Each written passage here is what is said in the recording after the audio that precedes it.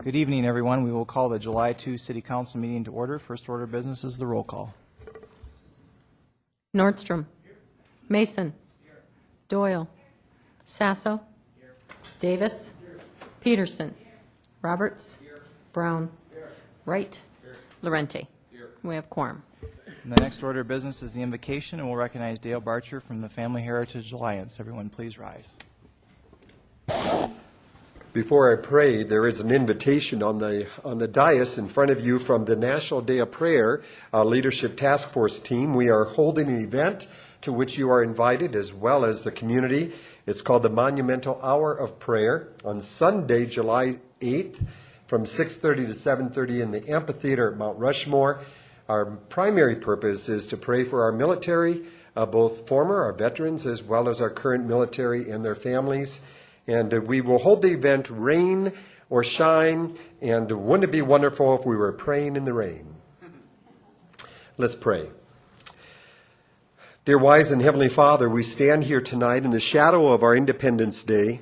We have much to pray about. First, let me say thank you on behalf of all who are gathered here today, for we are still one nation under God. Thank you for your many and abundant blessings. Thank you for life itself, for the measure of health we need to fulfill our callings, and for friendship.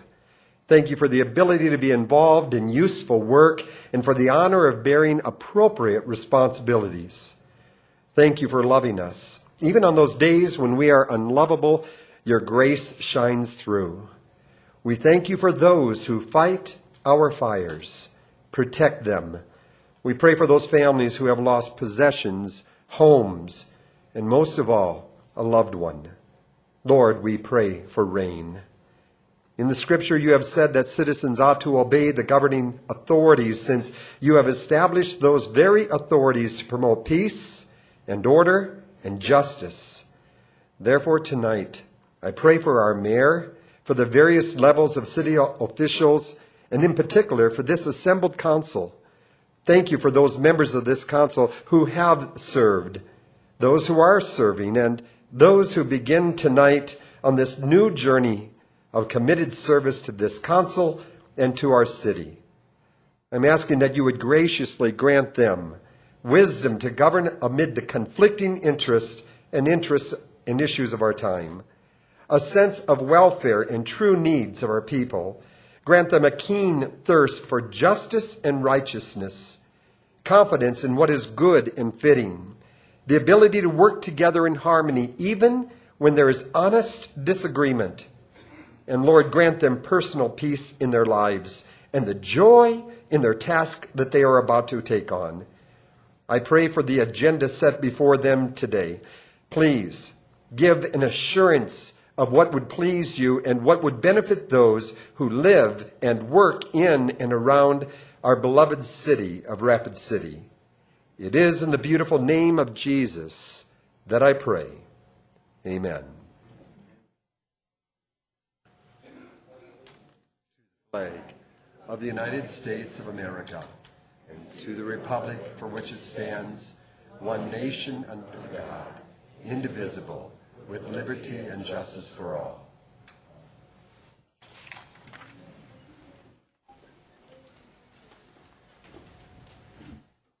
Thank you, Pastor Dale. Next order of business is to canvass the votes from the June 26, 2012 municipal secondary election. Do we have a motion? We have a motion by Peterson and a second by Mason to approve. Any discussion? Seeing none. All in favor say aye. Aye. Opposed? Motion carries. And now if Vice President Bonnie Peterson and the three outgoing council members could join me down front.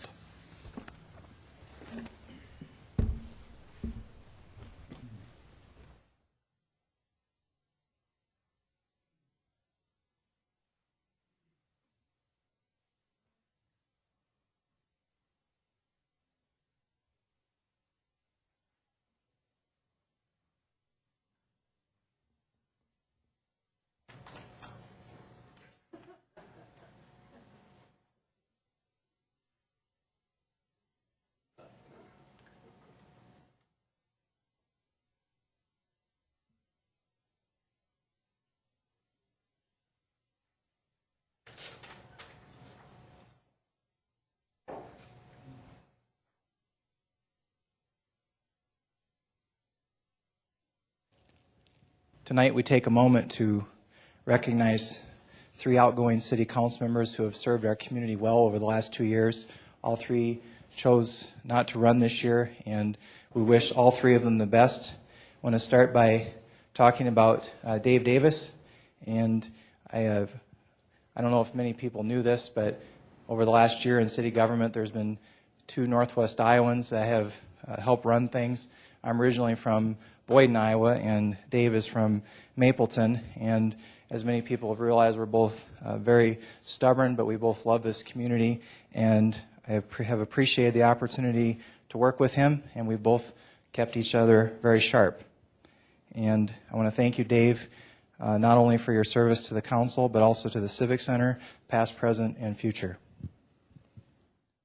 And now we have a plaque to present Dave.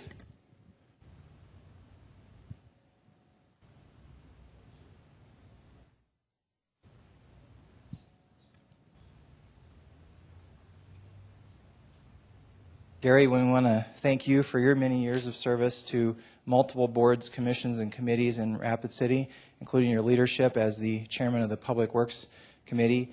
I would also note that you are here early every Monday morning, and I want to thank you for that, and you've been a positive influence in a lot of people's lives, including mine, and thank you for your service, and best wishes to you and your better half as you travel.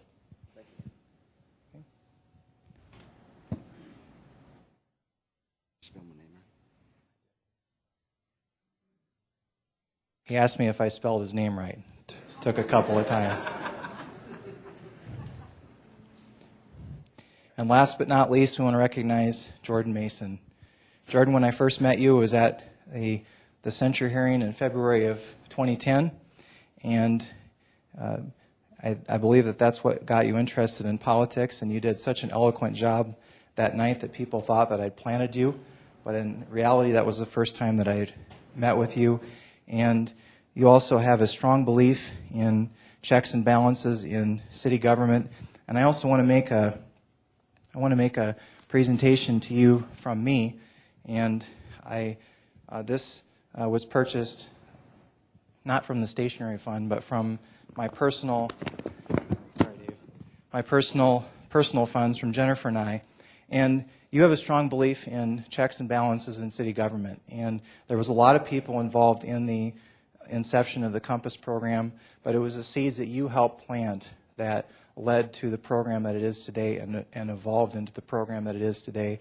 And I want to thank you very much for your service to our community. You probably could have used this on a couple of your votes, but I'll go ahead and give this to you now, and hopefully you'll find use for it in the future. And this is a compass, and it's engraved to JDM from SWK, Rapid City, South Dakota, 7/2 of 2012. Thank you, Jordan. We also have a plaque for you.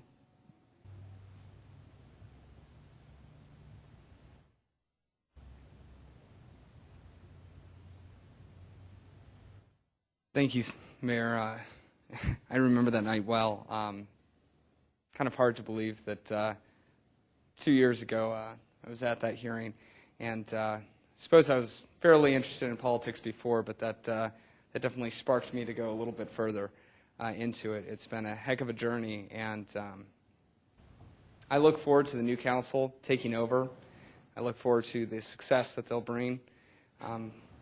But as I leave tonight, the one thing that I hope that I can leave behind more than any of the ordinances or improvements that I've been able to make along with my counterpart, John Roberts, is the ideas that I stood on.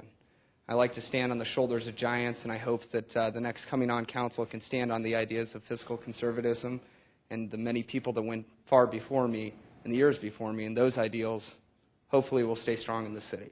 Thank you.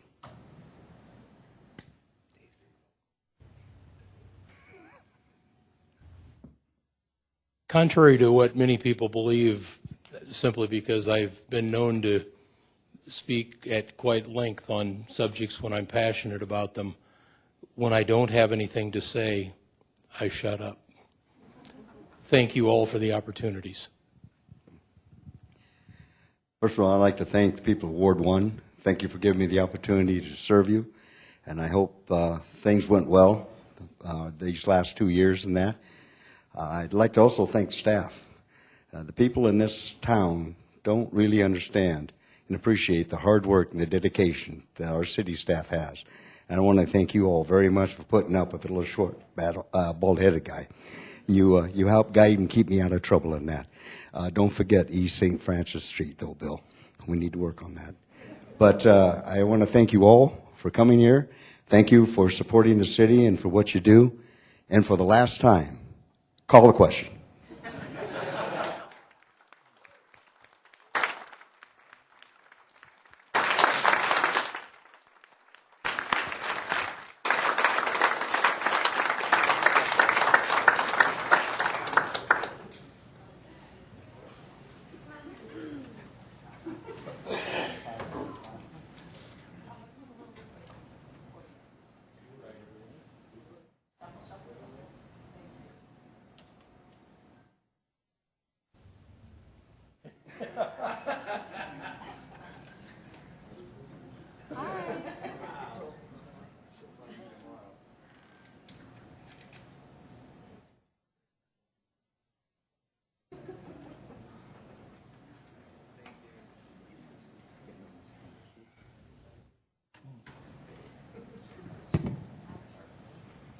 We will now take a brief recess to swear in our newly elected council members. I'll now turn the meeting over to our City Finance Officer, Pauline Sumption, and we'll reconvene in approximately 15 minutes.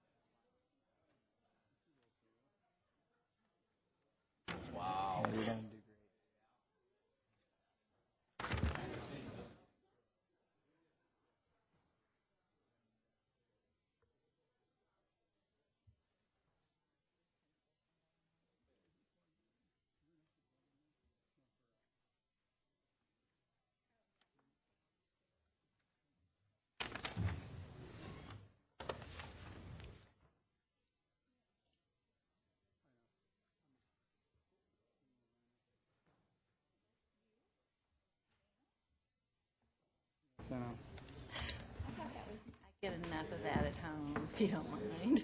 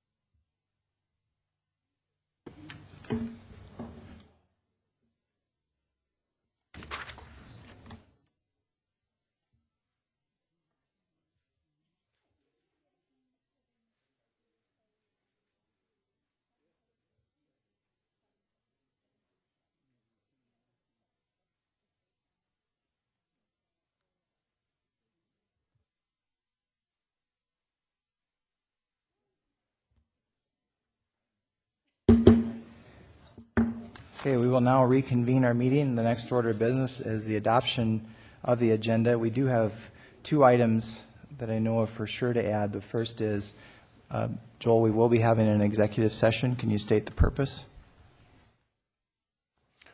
The purpose will be discuss personnel matters per STCL 125, and I apologize, I forgot the exact subsection, but personnel matters under that subsection. Okay.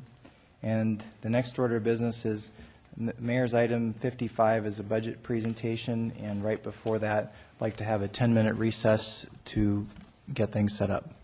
So 2 items, and we'll now go to Bonnie Peterson. Go ahead.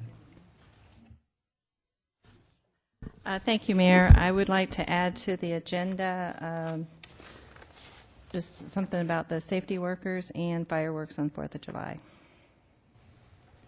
Okay, we'll add an item, we'll call it 55A, fireworks on 4th of July. Does that cover it? Yep. Okay. Any additional items? Seeing none, do we have a motion to approve the agenda with the changes noted? Motion by Doyle, second by Sasso. Any discussion? Seeing none. All in favor say aye. Aye. Opposed? Motion carries. And we now have Citizen of the Month. And is Lee Geiger here? Okay. And if the Ward 5 Alderman could join me down front.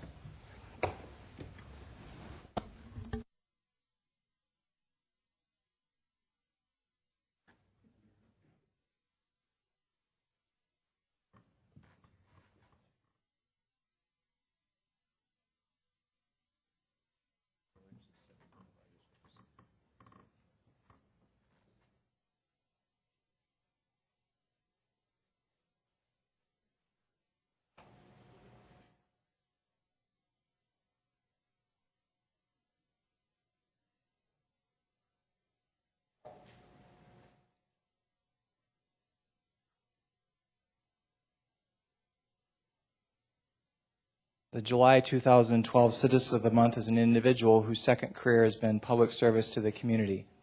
We are pleased to present this award to Lee Geiger. Lee is a resident of Ward 5 and was nominated by council members Bonnie Peterson and Ron Sasso. Ron? Lee, an architect and longtime Rapid City resident, believed in downtown Rapid City long before it was popular. He initiated and promoted Rapid City's downtown historic restoration and revitalization efforts beginning in 1977 with the creation of the Design Standards and Downtown Development Plan for 64 of the historic buildings. The buildings included the Firehouse Restaurant, Prairie Edge, Hotel Alex Johnson, Elks Building, and the Buell Building. Lee developed the criteria for the Historic Design Sign Ordinance and has served on the Historic District Review Board for more than 30 years. He has also served as a president of the Downtown Association, assisted in the creation of the first Downtown Development Corporation, and served on its board of directors. Lee served on the Mayor's Committee for the Community Indoor Recreation Center, which has resulted in the indoor hockey and swim centers at Roosevelt Park. He promoted the installation of the downtown corner nodes, street trees, and landscaping, which has further improved downtown Rapid City. Thanks to Lee Geiger for his foresight and leadership to improve our historic downtown and for serving Rapid City. Thank you. And this is the executive proclamation. Whereas the City of Rapid City has established the Citizen of the Month Award to an individual whose second career has been public service to the community, and the July Citizen of the Month is awarded to Lee Geiger, a resident of Ward 5 in Rapid City. And Lee has volunteered his time with the Rapid City Downtown Historic Restoration and Revitalization, Design Standards and Downtown Development Plan, Historic District Review Board, and Historic District Sign Ordinance. And Lee's foresight and leadership to improve our historic downtown shows true compassion and dedication to the Rapid City community. Now, therefore, we, Alderwoman Bonnie Peterson and Alderman Ron Sasso and Alderman Jerry Wright, on behalf of Sam Quaker, Mayor of Rapid City, do hereby proclaim Lee Geiger as the July 2012 Citizen of the Month recipient in recognition of his innovation and leadership and the many contributions he's made to our community.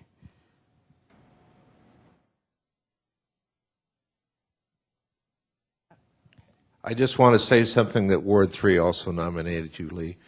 And this guy, I wish he was in our work, so I really wanted him up here because in 1874, when I first came back here from grad school, he was here as an architect, and he was talking about doing all the things and starting the things that we see in Rapid City today. So I think we as a community owe a lot to Lee Geiger, to his commitment and spirit and dedication and all that he did. And this is most appropriate, and you are one of the most worthy recipients of this award, Lee, and as a friend, congratulations to you.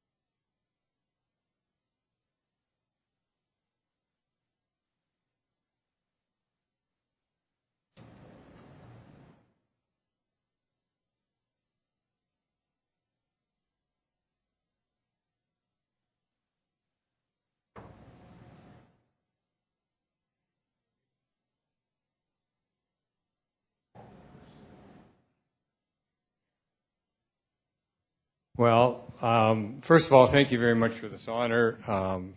Certainly wasn't anything I worked for or expected to ever happen. Most of those folks that know me know that I'm a pretty low-profile kind of guy, and that's worked pretty successfully for a long, long time. When I came here, it was after the flood, of course, just a few years, and there's a lot that could be done. A lot of people are doing many, many things that far, far exceed anything that I ever contributed. But the one area that I was able to look at and have a vision for, it was the downtown. I care deeply about it. We have wonderful neighbors and wonderful people that are investing in the downtown, newcomers. You cannot imagine the kind of activity that we have downtown now compared to in 74, 75, 76, 77. There was, when we moved here, we were told no respectable people would normally be seen on Main Street. And of course, the flood changed that. It gave the community, in spite of all the devastation and tragedy that did take place, it gave the community an opportunity to address the downtown, what could happen. And thanks to hundreds of people and others that have done far, far more than I have, we have a pretty nice downtown. And if you were to look at it in another 10 or 15 years, this will look like the point of beginning, not 1977. So thank you again, and let's just keep working at it. I'd like to add one more thing. I remember about 2 years ago, out talking about, actually, when there was the discussion about downtown development, and we talked for quite some time, and I want to clarify, you were absolutely right, and I had the opportunity this past winter. I called Dan Sefner up and said, Dan, I've got a complaint, and he said, well, what? I said, you should have made the rink bigger, because it really, and knowing with what you did, where you started, and believing when you did, that just kept it going. It kept it going. So thank you. Thank you.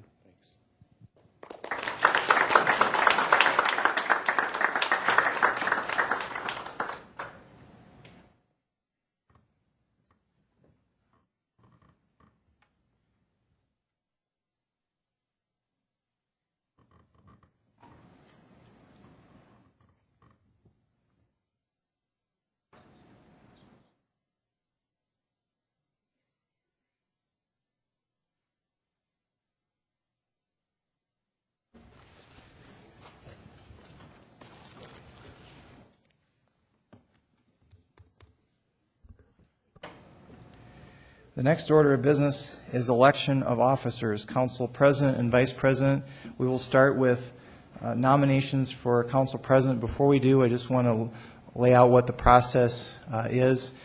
Each council member has been given a ballot, and they will sign their ballot, and their votes will be recorded in the minutes. Once they cast their vote and sign their name, our city finance officer, Pauline Sumption, will collect the ballots, and she and our city attorney, Joel Landine, will tabulate the results. So do we have any nominations for the position of council president? And we'll start with Richie Nordstrom. Thank you, Mayor. I'd like to nominate Bonnie Peterson. Okay, we have a motion by Nordstrom and a second by Doyle for the nomination of Bonnie Peterson. And now we'll recognize Steve Laurenti.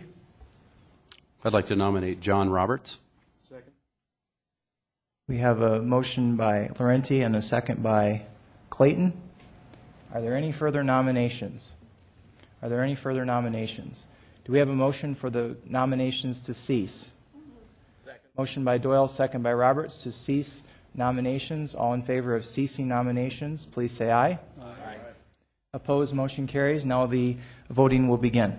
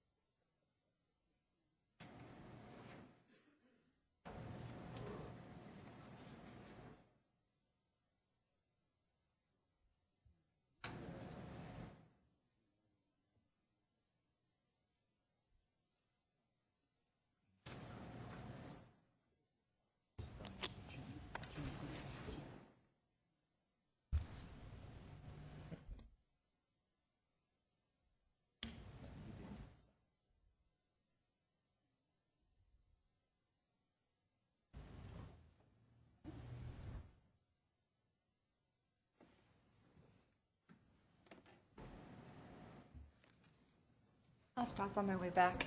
The votes were 6 for Bonnie Peterson and 4 for John Roberts. Congratulations, Bonnie. Okay, we will now open the floor for nominations for Council Vice President. Same process. John Roberts. I nominate Ron Sasso. Do we have a second? We have a motion by Roberts and a second by Clayton to nominate Ron Sasso for Council Vice President. Any additional nominations? We have a motion by Wright and a second by Peterson for the nomination of Charity Doyle. Any further nominations? We have a motion to cease nominations. Motion by Laurenti, second by Roberts. All in favor of ceasing nominations, please say aye. Aye. Opposed? Motion carries, and let the voting begin.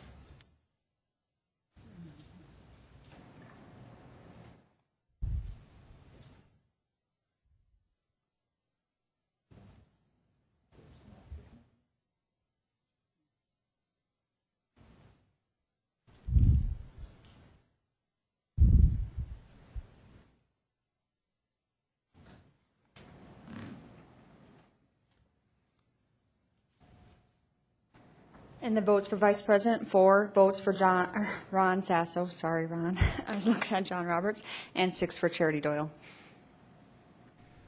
All right. I'm going to take a moment and switch seats and signs. Yes, interesting.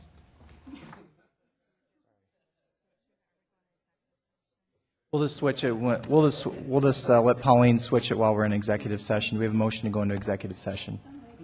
Motion by Doyle, second by Peterson. All in favor, say aye. Opposed? Motion carries.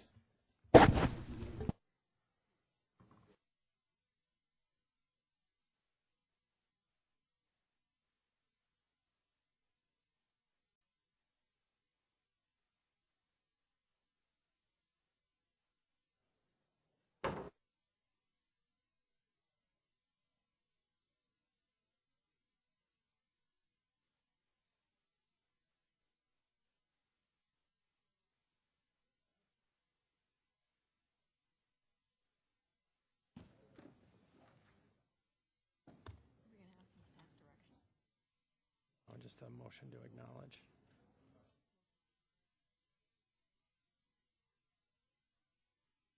Jerry Cole's termination. The reasons were for Jerry Cole's termination.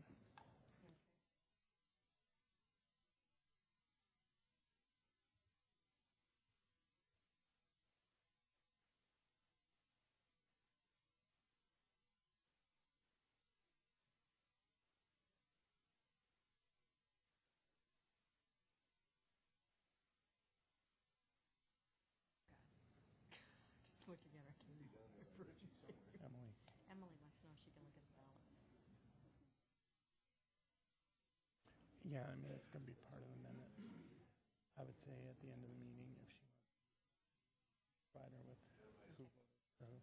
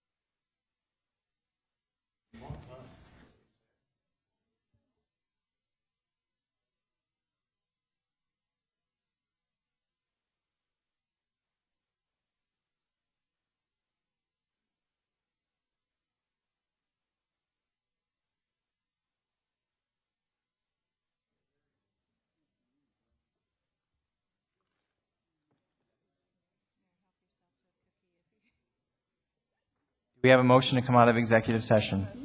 Motion by Doyle, second by Sasso. All in favor say aye. Aye. Opposed, motion carries. Joel? Thank you. We would be looking for a motion to acknowledge that the grounds for the termination of Jerry Cole have been communicated to the council at the next regularly scheduled meeting following the termination pursuant to 914-13, and also that the reasons and grounds were communicated to Mr. Cole at the time of that he was terminated. Motion by Roberts, second by Doyle. Any discussion? Seeing none, all in favor say aye. Aye. Opposed? Motion carries. Next order of business is general public comment. We do not have any general public comment items for items that are not on the agenda. Did I miss any general public comment items? We'll recognize Carolyn Haddenham. If you want to come forward, please. I'm sorry. I don't know whether I should put my input here now, or is there somewhere else on the agenda? Talking to the city attorney, he had said he was going to bring the attention of fireworks to the council. So I don't know if you want my comment here or if he's going to bring it up later. Go ahead and make your comments. Okay. I don't know if anybody received my email from Carolyn Haddenham regarding the fireworks issue. And I'm sure you've heard a lot of talk around this issue, and it's about setting up within 1 mile of your city limits. After speaking to the city attorney, he told me it was a gray area. It's never been a gray area. And I don't know why all of a sudden it has become a gray area. They're allowing somebody to set up within your 1 mile limit, and the law firmly states, and it's very clear, that you cannot set up a fireworks, shoot, or sell within 1 mile, excuse me, within your city limits. It's your law. And for years, the council and this city has always enforced those laws. I have abided by them. I was shut down and moved out of the territory because of an annexation that the city did, which forced me out. I abided by it. I left. I got annexed into Box Elder and was able to rebuild my business. It's cost me a lot of money abiding by these laws. And one person and one person only is set up within that 1 mile. So you're making an exception for one person, what you've made all of these years for nobody to set up. So I don't know if the city attorney has anything to say to that, calling this a gray area, which it never has been. I'd like to reiterate.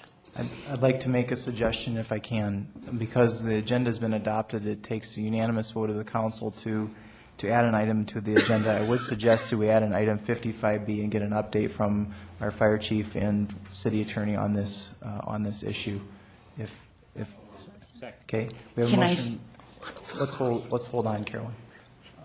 We have a motion by Laurenti and a second by Sasso to add this as a discussion item and possibly for action on item 55B, and we'll call it fireworks stands within the 1 mile limit, 1 mile of city limits. And this requires a unanimous vote. All in favor of adding the item, please say aye. Aye. Opposed? The item's been added, and Carolyn, you'll have an opportunity if you'll stick around for a little bit to discuss. Actually, I think we should have this before the mayor's budget presentation. If that's okay with the council, we'll just assume that that's all right. Yes.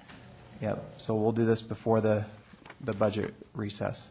Thank you. Thank you so much. I appreciate it. We do not have any further speaker request forms and general public comment items. Did I miss anyone? Seeing none, we'll move on to items 3 through 46. Do we have a motion to open public comment?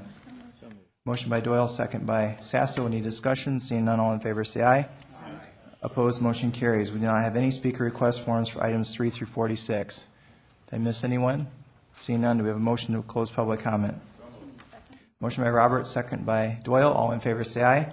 Opposed, motion carries. We are now on items 3 through 46. If any council member would like to remove an item or a staff member, please hit your lights. We would need to pull item 46, and the recommendation from staff on item 46 is to acknowledge the withdrawal of the applicant's request. And we'll now go to Steve Laurenti. Thank you, Mr. Mayor. I'd like to pull item 41. Okay, we have 41 and 46 so far. We'll go to Jerry Wright. Okay, we have 28, 41, and 46. Ron Sasso. 20. Any additional items? We have 20, 28, 41, and 46. Can we have a motion to approve the balance? Second. We have a motion by Doyle and a second by Laurenti to approve items 3 through 46 with the exception of 20, 28, 41, and 46. All in favor say aye. Aye. Opposed, motion carries. Item number 20, if we go to John Roberts. John, can you read item 20 into the agenda for us?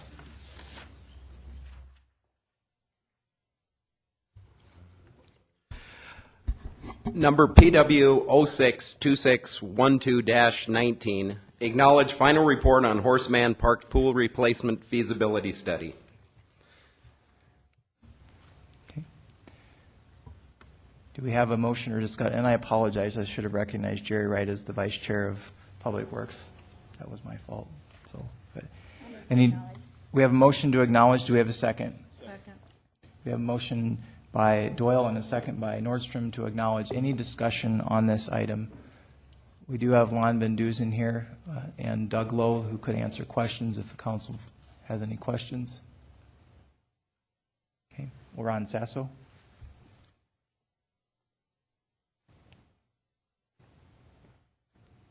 There we go. Sorry.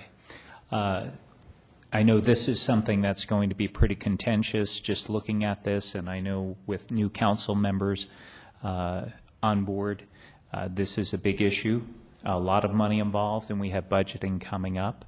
I know when we looked at this at Public Works, Plan A looked very good and probably the most cost effective, and that's something that I think we should start looking at in the near future, and I know we will, but just want to make sure that we all start exploring that.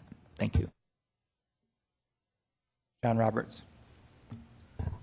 Thank you, Mr. Mayor. Since this was pulled, I'll just make a couple of comments. This has been a long time coming for a lot of the North Rapid residents. A lot of people in North Rapid are very excited about Horseman Pool and something finally being done with it and an upgrade up there. I am hoping when this gets done that we will probably do it, if we can find the money, along with the 50-meter pool down at Roosevelt Park. But as a lot of my council members have acknowledged on the dais, Horseman Pool should be our #1 priority, and it should be put in first, or at least at the same time with the 50-meter pool. So I just support the Horseman Pool. I want to see it going forward, and it's about time. So thank you. Any further discussion on the motion? If we don't mind, Lon, if I could ask you a question, our interim Parks Director, Lon Van Dusen.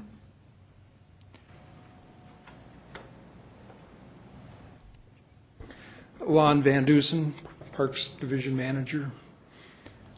Lon, as this process moves forward, acknowledging this report tonight, you are awaiting direction from us at this time, correct? That's correct. Okay. So perhaps an idea, in order to give the new council members a chance to process this, perhaps the next step would be to either continue this back to Public Works or ask that it be placed back on Public Works for further discussion. We'll go to Bonnie Peterson. I make a motion to send it back to Public Works, and then if I get a second, I'll continue talking. Okay. I have a motion by Peterson and a second by Yeah, Sasso. I thought because of new people need to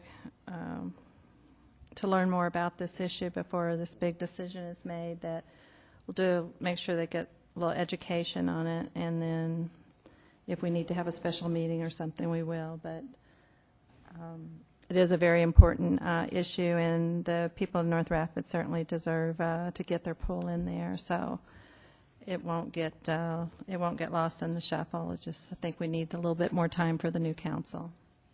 Okay, the motion is to take this back to next week's Public Works meeting. We'll go to Jerry Wright. Jerry? I certainly support that, but I think that ultimately we're going to need a special meeting to vet all the problems with it, and I support that also. And I support the project. Thank you. Any further discussion? All in favor say aye. Aye. Opposed? Motion carries. Item number 3, Jerry, can you read this in the record for us? 23.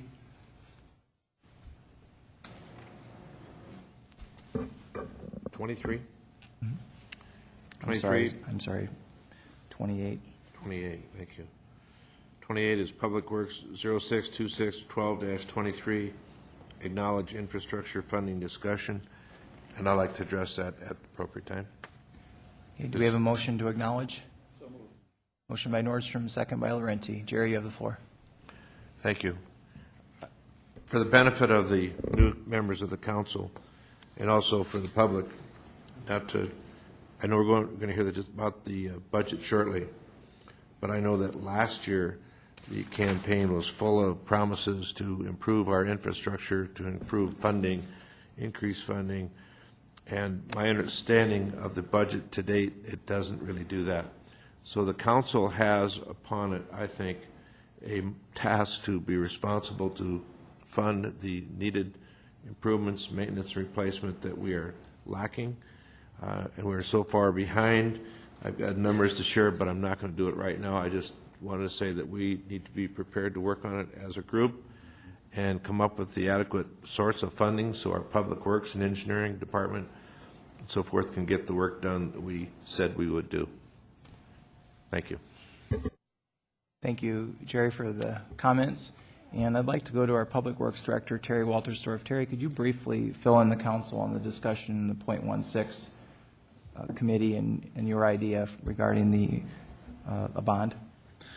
Yeah, the .16 committee met last week, Friday, and there will be a recommendation forwarded on to the Public Works Committee next week. Our recommendation, excuse me, would be to proceed with a rather large bond. It's about a $22 million bond to fund some big projects out on Seeger Dais, a portion of the airport water line project, the water line facility out to the water rec facility, and there was about 2 or 3 other projects. So included in that, we were looking at paying off the existing bond early, and when we crunched all the numbers, we actually should free up about another $300,000 annually to do some additional projects above what we've been doing. So some big plans, and we'll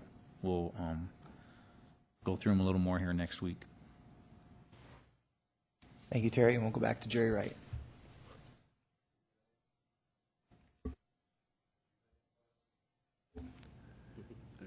I think we ought to spend some money on microphones. Every dime plus is a plus move. However, $300,000, let me share with you that an estimate I based on DOT numbers, we should be spending about $12 or $13 million a year on street and highway reconstruction in Rapid City on the average, and that could be off, could be low, could be high. And currently, we're spending about $10 million, so we're short, and that also includes some money that's being used for drainage. So I think we're talking about way more money than a few $100,000. It helps, that is for sure.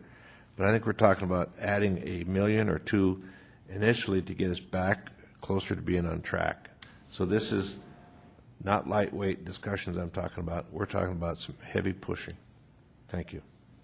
I appreciate what you're doing with what you got. We need to get you more.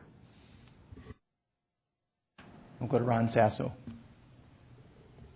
And the $22 million in the bond, I think, there are a lot of projects in that still, and I agree with you, Alderman Wright, that there is always room for more to be spent on infrastructure. I think that's something that we will continue to look at, and as we have budget hearings coming up, we'll have our time to fence out and as a council decide where the money is going to go and where it's going to come from. So I think that'll be important, and we'll see where all the chips fall. So thank you. Steve Laurenti. Well, I just wanted to second what Jerry Wright said. And I haven't been working out a lot lately, but I'm ready to do some lifting myself. So I want to encourage my colleagues to do the same. And again, it comes down to priorities. And I haven't been on the council for a long time, but honestly, that's what our citizens expect from us, is to take care of their streets, their water and sewer lines first. And oftentimes it appears that we don't do that, whether it's a perception or a reality.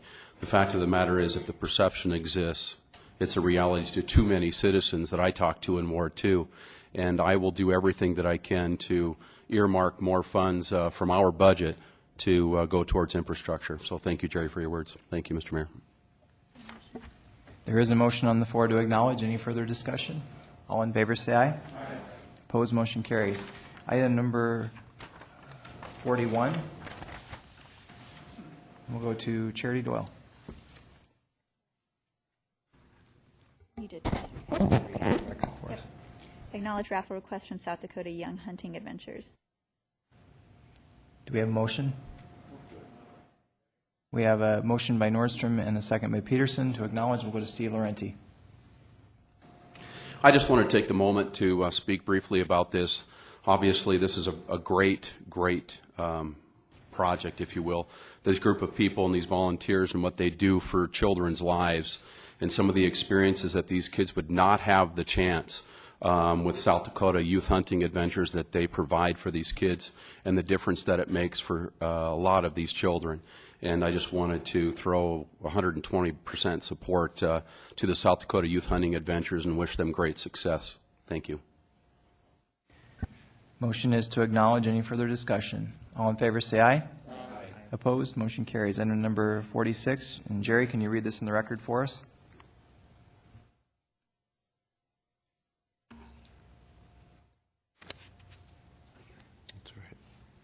Item number 46 is 12PL008, a request by Century Resources Incorporated for a preliminary plat for proposed Lot 8 and 9 of Block 1 of Menard Subdivision, legally described as a portion of the northeast 1/4 of the southwest quarter of Section 32, and a portion of the northwest 1/4 of the southeast 1/4 of Section 32, located in the northeast 1/4 of the southwest quarter and the northwest quarter of the southeast quarter of Section 32, Township 2 North, Range 8, Jerry. East, Black Hills Meridian, Rapid City, Pennington County.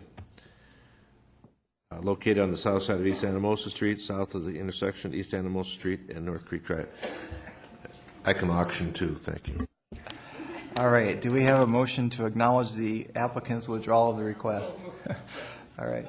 Motion by Doyle, second by Roberts. Any discussion? We'll go to Bonnie Peterson. I was wondering if Alderman Wright could tell me exactly where this was located. All in favor, say aye. Opposed, motion carries. We'll now open public comment. We have a motion to open public comment on 47 through 55. Motion by Roberts, second by Doyle. All in favor, say aye. Opposed, motion carries. We have one speaker request form, and that's for item number 49, and we'll recognize Andrew Skull. Andy? Good evening, Council. Andrew Skull, 2665 Cavern Road. I am the applicant and author of item number 49, ordinance amendment to allow temporary mining and quarrying in general agricultural district. I am here to answer any questions or concerns the council may have. I will hold my comments until those questions may or may not come about. Thank you. We do not have any further speaker request forms. We have a motion to close public comment. Motion by Doyle, second by Roberts. All in favor, say aye. Opposed, motion carries. We'll go to item number 47. Charity? Item number 47 is a second reading of ordinance number 5845, an ordinance to change the terms and criteria of the Life Safety Loan Program by amending Chapter 3.28.020 of the Rapid City Municipal Code, and I move approval. Motion by Doyle, second by Roberts. Any discussion? Seeing none, all in favor say aye. Opposed? Motion carries. Item 48. Item number 48 is the second reading of ordinance number 5847, an ordinance imposing additional requirements for projects approved through the Rapid City Economic Development and Civic Improvements Fund, known as the Vision Fund, by amending Section 3.16.020 of the Rapid City Municipal Code, and I move approval. Second. Motion by Doyle, second by Roberts. Any discussion? Seeing none, all in favor say aye. Opposed, motion carries. 49. Item 49 is the first reading of ordinance number 5850, an ordinance permitting temporary quarries and mining of construction aggregate and rock to be processed and used in construction as a conditional use within the general agricultural zoning district by amending Section 17.34.030 of the Rapid City Municipal Code, and I move approval. Second. We have a motion by Doyle and a second by Roberts. Any discussion? We'll go to John Roberts. Thank you, Mr. Mayor. Andy, I'm going to give you the opportunity to come up and explain this a little bit. This is one of the better ordinances that I've seen in a while, and I highly support this. I think it's a great idea. Thank you, Mr. Roberts. The purpose in creating this ordinance was basically to create a vehicle to allow a construction activity to happen, which is happening today, but there really hasn't, it's kind of happened off to the side. And the issue being is that due to our poor soils and the topography of the Rapid City area, there's a lot of trucking of import and exported materials from Project A to Project B that happens. At times, that particular material needs to be screened or processed to a specific size. And that requires this to be run through a screen or maybe even a crusher, typically a screen. The problem is when that happens, by state definition, this is considered a mining activity. And so right now there is no place within the ordinances of our zoning districts that allow for this to happen. And I work closely with the planning staff in order to document an ordinance to create a vehicle within certain limited jurisdictions and with some pretty strict requirements and enforcement regulations to allow this to move forward and happen in a legal and monitored fashion as we move forward. Thank you, Andy. And that's one of the things I liked about this ordinance was the fact that there was those limitations on it. So thank you very much. And we'll go to Bonnie Peterson. Thank you. I have a question for the attorney. Joel, I've asked you this before, and I just want to make sure that that we can shut this down if we start running into foul with EPA or with Fair Clean Air. Really, there's two avenues for us to regulate this. One, it's going to be a conditional use, I believe, so that there'll be conditions of approval which we'll be able to enforce. The second avenue would be city's air quality ordinances, which would allow, they need to be permitted and would allow us to shut down if they were in violation of the city's air quality ordinance. I agree with Alderman Roberts that this has great potential, but at the same time, lots of people suffer from breathing diseases, and you can tell right now in the city we're already having the smoke that we can't control, and the quarry would be something we could control. So we just need to really protect our air because we have lots of citizens that literally gasp for air. So thank you. Any further discussion on the motion? I do have a question for Brett Limbaugh. Brett, my question is, there was recently a concern regarding notification on a rezoning. And my experience with general ag is there's often less properties to notice around a general agriculture piece of property than there would be in other type of zoning. So what are if you could briefly elaborate and what the protections are in terms of the notification process? Yeah, this would follow the same notification process as many of the other ordinances at the 250-foot notification, including signage. It would be the same. So if the notification includes a surrounding parcel of general ag, there might only be one notification. That's true. I think that's something that needs to be looked into. We can discuss it as it moves through the process. Any further discussion on the motion? All in favor say aye. Aye. Opposed? Motion carries. Charity, item 50. Item number 50 is to approve resolution number 2012-070, amending the Rapid City Code of Conduct for elected officials in order to incorporate due process. And I'll make a motion to continue for a period long enough to allow the city attorney to fine-tune it. We have a motion for fine-tuning. Joel, do you have a what do you think, 30 days? Since the deadline for the next committee meeting is tomorrow, and I'm going to be gone the rest of the week, I would ask that it be continued to not the next meeting, but the following meeting. And I think there were some concerns raised at agenda review this morning that I think I can address, and probably some things that would be good to incorporate. So 30 days? Assuming that the motion is based on the discussion we had at agenda review this morning, I think I know what direction you want me to go, so I can bring something back, and if it still needs a few tweaks, we can deal with it when it comes back, but hopefully it won't be too much. Okay. Any further discussion? The motion is to continue for 30 days, to not the next council meeting, but the one after that.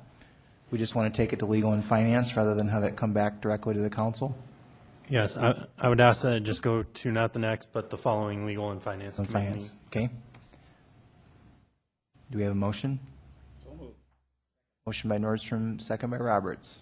Any discussion? That'll be August. Okay, thank you. All in favor say aye. Aye. Opposed? Motion carries. 51. Jerry Wright?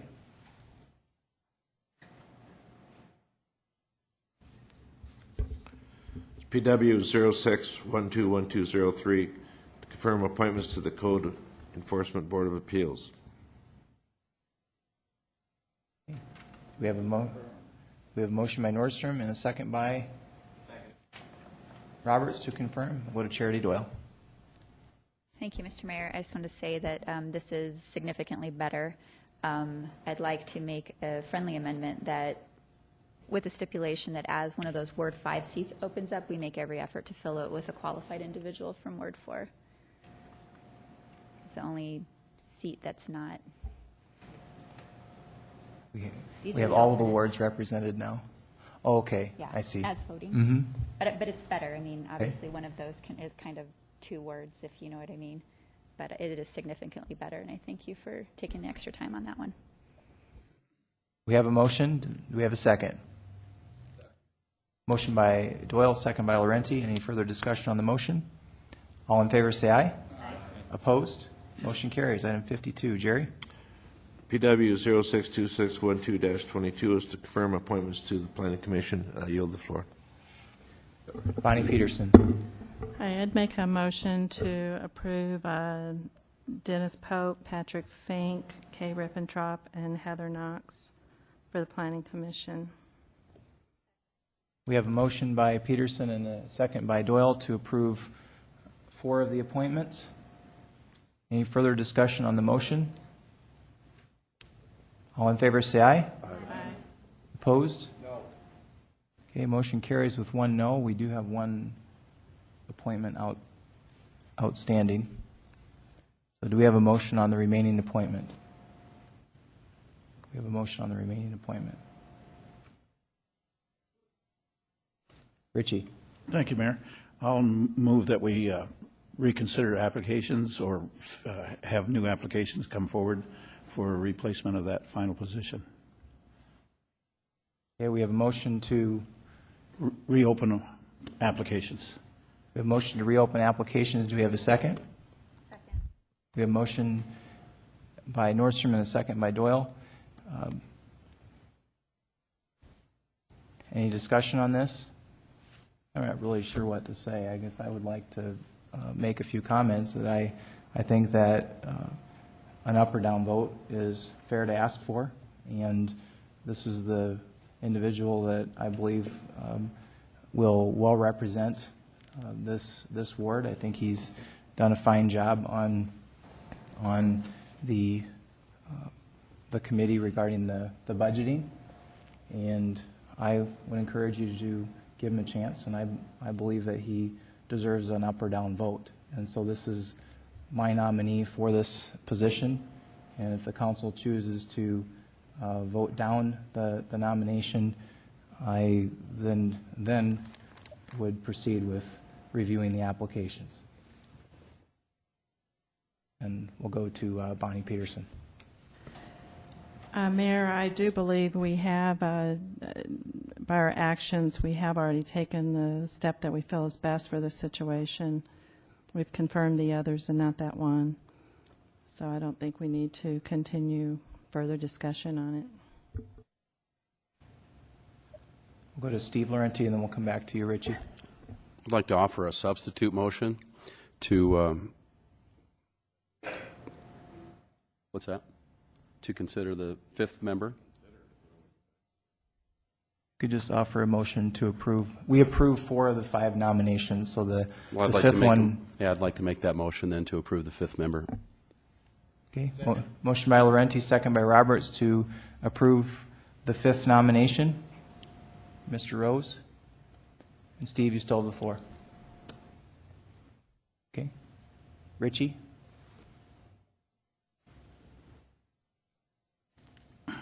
I don't have any comments on the motion that's on the floor at the present time. I'll yield the floor. Chad Lewis. Thank you, Mr. Mayor.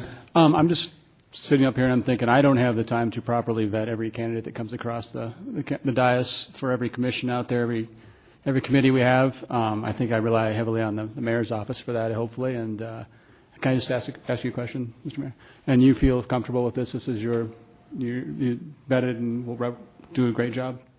I do, and I'd like to elaborate, and that is that Mr. Rose has expressed a repeated interest in serving our community, and he's applied for multiple boards, commissions, and committees, and he served admirably on the budgeting committee.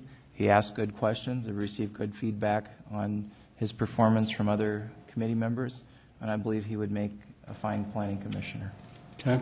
With that in mind, I'm just, I'm not here, like I said, I'm not here to second guess. I think part of the mayor's job is to vet these candidates he puts forward, and I'm not going to do anything to subvert that. So I think we have a person out there that was willing to serve, has taken the time, he ran for office a couple times. As long as the mayor is comfortable with it, that's something you feel like he's qualified to do, then I'm going to move approval. And I'll be approving, voting to approve, excuse me. Thank you, Chad. We'll go to Ron Sasso. Ron?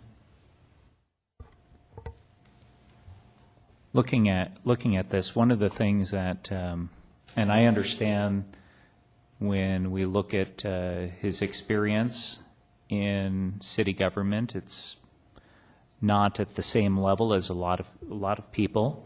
At the same time, he has been involved. He has attempted to run for office, and the one thing that I have to say is that education isn't everything, and sometimes heart and desire can amount for quite a bit.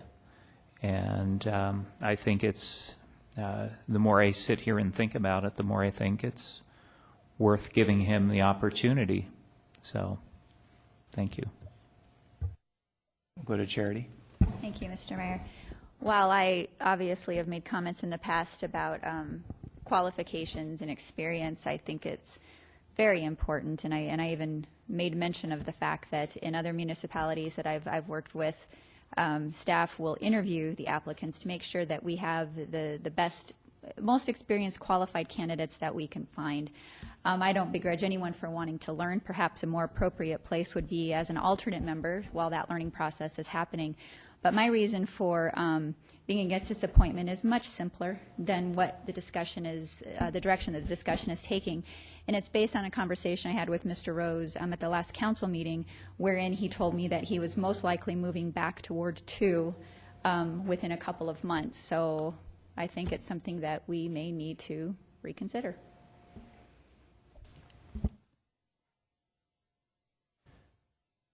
Richie Nordstrom. Thank you, Mayor. I like Tim. I do appreciate his enthusiasm and everything that he's involved with, trying to get into the community service and public service. My reservation and about this is only because this is a very significant commission that we have within the city, and if we give Tim the opportunity to work his way up, I could easily accommodate Tim in that venue. I would like to see him have the opportunity to come up work his way up through the ranks, so to speak, and so that he could have an opportunity to see how the city works in other committees and commissions. Not saying that he did a poor job with anything that he's done or tried to achieve at the current time, but I think this is one of the more critical committees or commissions that we have within the city, and we rely upon those people and their expertise, and they do have a lot of expertise on that panel. So at this point, I don't have anything against Tim. I just would like to see him start out in a different fashion, and that's Tim. I really appreciate what you're trying to do for the community, and thank you. I'll yield the floor. Thank you. It's the mayor's responsibility to bring forth his appointments, but it's also our responsibility to weigh in on them and not to just rubber stamp them. Mayor did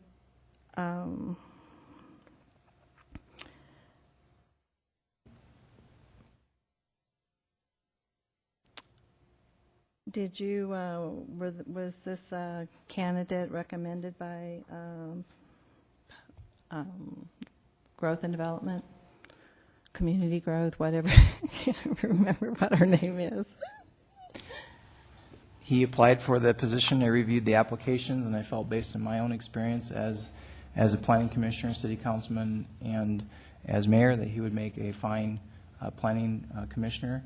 I am the one that's held accountable for making the nomination, and I believe that I made a good choice. Let's just talk about it.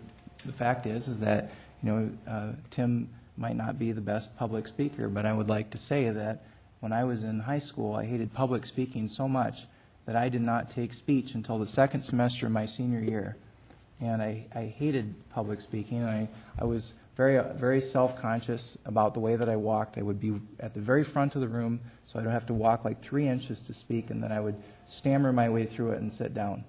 And that was 20 years ago. I hated public speaking. And I think that I have a responsibility as mayor, and it's something that I talked about many times, including last year, that I wanted to include people in city government, and I wanted to include people from all walks of life. And if you look at my appointments, I made a very diverse range of appointments.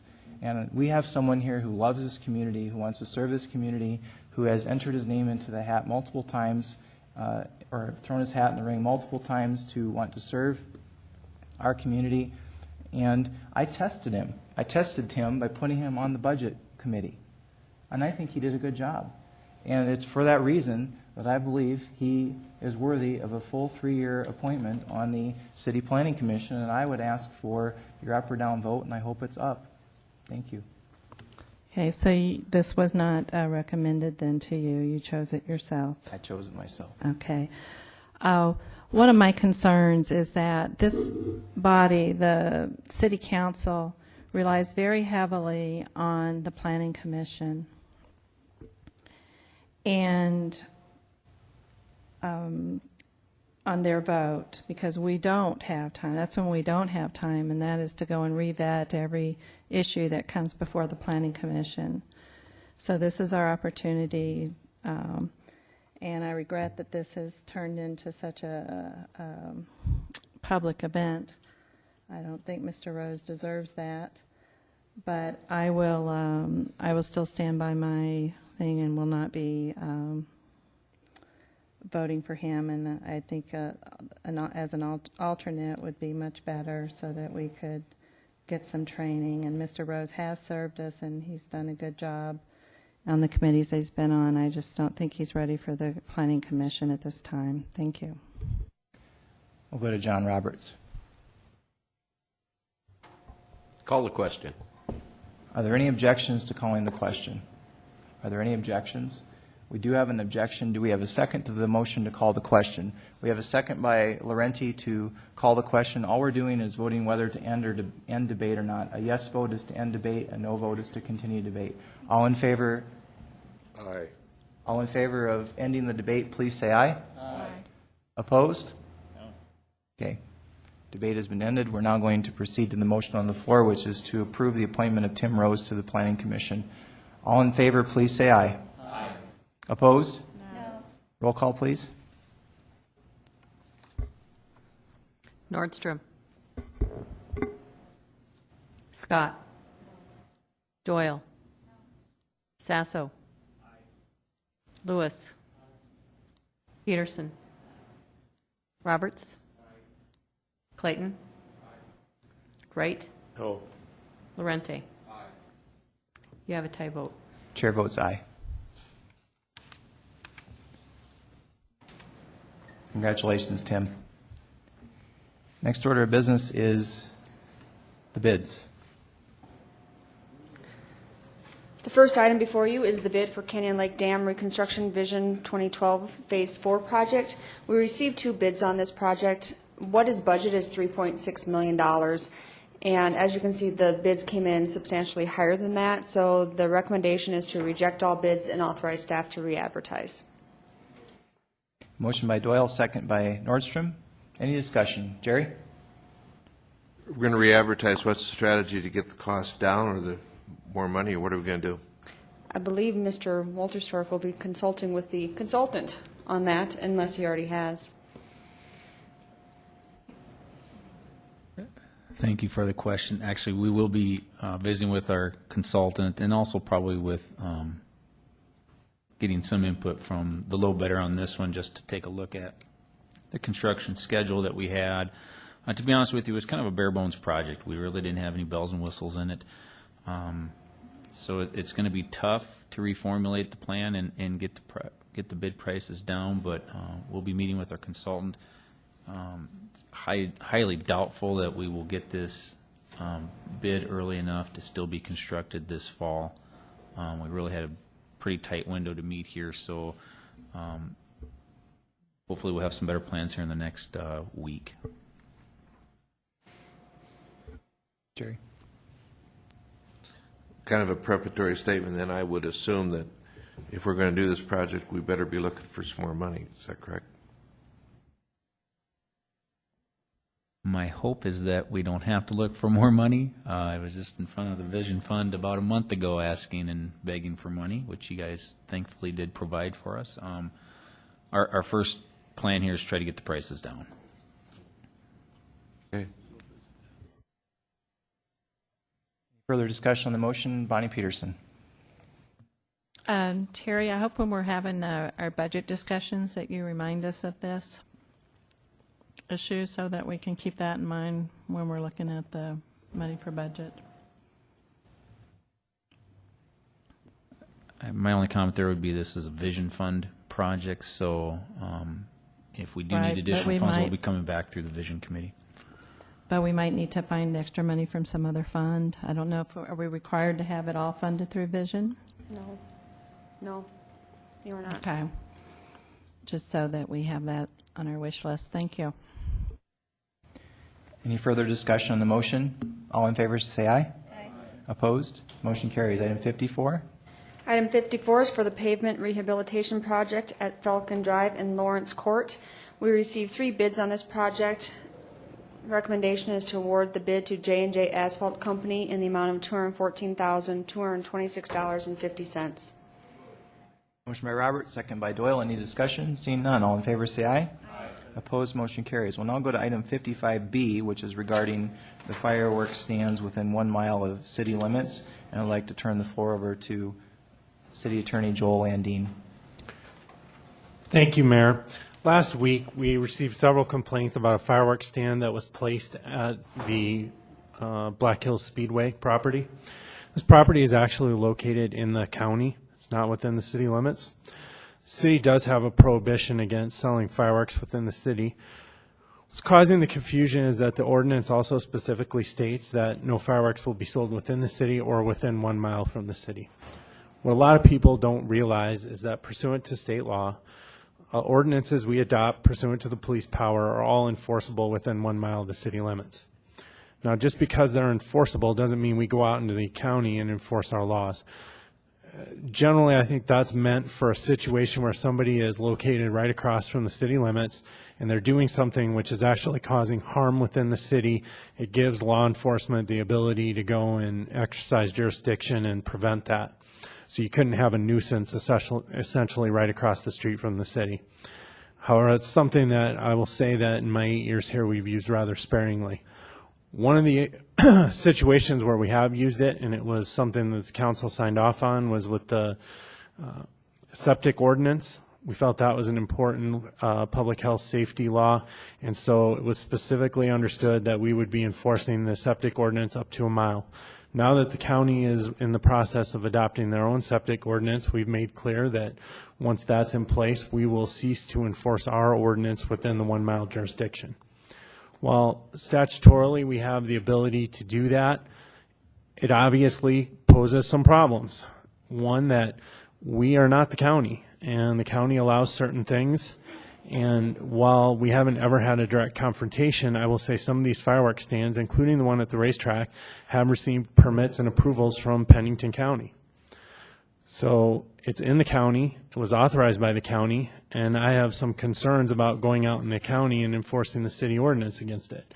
Now, I'm not going to say this hasn't been done in the past. I had a conversation with Ms. Haddenham on Friday afternoon, and she indicated that in the past she had tried to locate at this spot, or had been located similar area, and received a letter from the city attorney's office stating that she needed to cease and desist, and she complied with that. I tried to find the letters this morning, but I was unable to locate them, and I don't know if she has them or not. I had asked her if she still had a copy, if she could provide it. I did look through the correspondence file and through our Word directories, and I was not able to locate anything at this time, but I have no reason to believe that isn't true. I would dispute the fact that there is only one stand within 1 mile of the city. There are several up by the Elkvale exit that are within 1 mile of the city. And my other concern is that we cannot focus solely on one fireworks stand. If you're going to say that we are not going to have fireworks within 1 mile of the city, it's my opinion then that we should apply that equally, and all fireworks stands should be treated the same, and that we would then have to proceed against those other fireworks stands. Now, some of those have actually received more than just building permits and sign permits, which I'll backtrack a little bit. I spoke with the county planning director for a while today, and what he told me is several of them, if they're located on a commercial property, they're allowed as a matter of right, and that all they are required to get is a building permit for any temporary structures and permits for the signage. Several of the fireworks stands are located on property the county has zoned industrial. Those were required to receive a conditional use permit, which they have done. The county within the last week has shut down 2 fireworks stands that did not have appropriate approvals. The ones that are still operating, including the one at the racetrack, have appropriate approvals from the county. That is the status right now. Based on the situation, based on the fact this was located in the county, we chose not to proceed last week, and at this point, frankly, it would be difficult to proceed. We could send letters, but it would not be appropriate, in my opinion, and I've talked to the PD about it, to send officers from Rapid City out into the county to try to shut these down. And I don't know if the sheriff's office would do it under the city ordinance. So likely what we would do is send letters and say you are in violation of the ordinance, and if we didn't achieve compliance, then we would initiate a legal proceeding to get an injunction and stop the use. Obviously, at the end of last week, there is not time to send a letter and achieve compliance prior to the 4th of July. So it kind of became a moot point. I discussed with the planning director today that maybe we need to have a better plan moving forward for next year and some more coordination between the city and the planning department at the county. But really, I think what we need from you folks is clear direction to staff. Do you want us to worry about the fireworks stands that are located in the county within 1 mile of the city, or do you want us not to enforce that within the 1 mile jurisdiction? We will obviously enforce it within the territorial limits of the city, but the 1 mile is the, as Ms. Hadnam put it, the gray area. And what I think is the real gray area when I spoke with her is, where do we stand legally if we're trying to enforce a city ordinance in the county against a business that has been specifically approved by the county? I think if that ended up in court, we'd have some serious issues to resolve as far as, does our authority really extend to trump what the county is doing? And while it may, it's a question of whether or not as a city council you want to have that fight over these fireworks stands.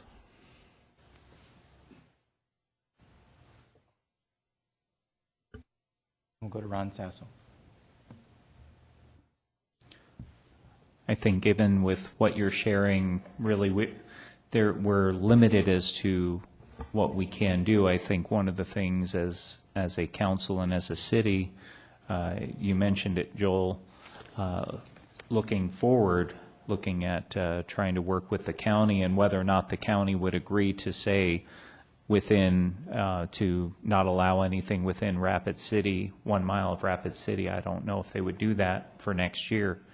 But yeah, I think it wouldn't make sense for us to get into a fight where we may end up in legal issues and in deep trouble and expending resources without a positive outcome.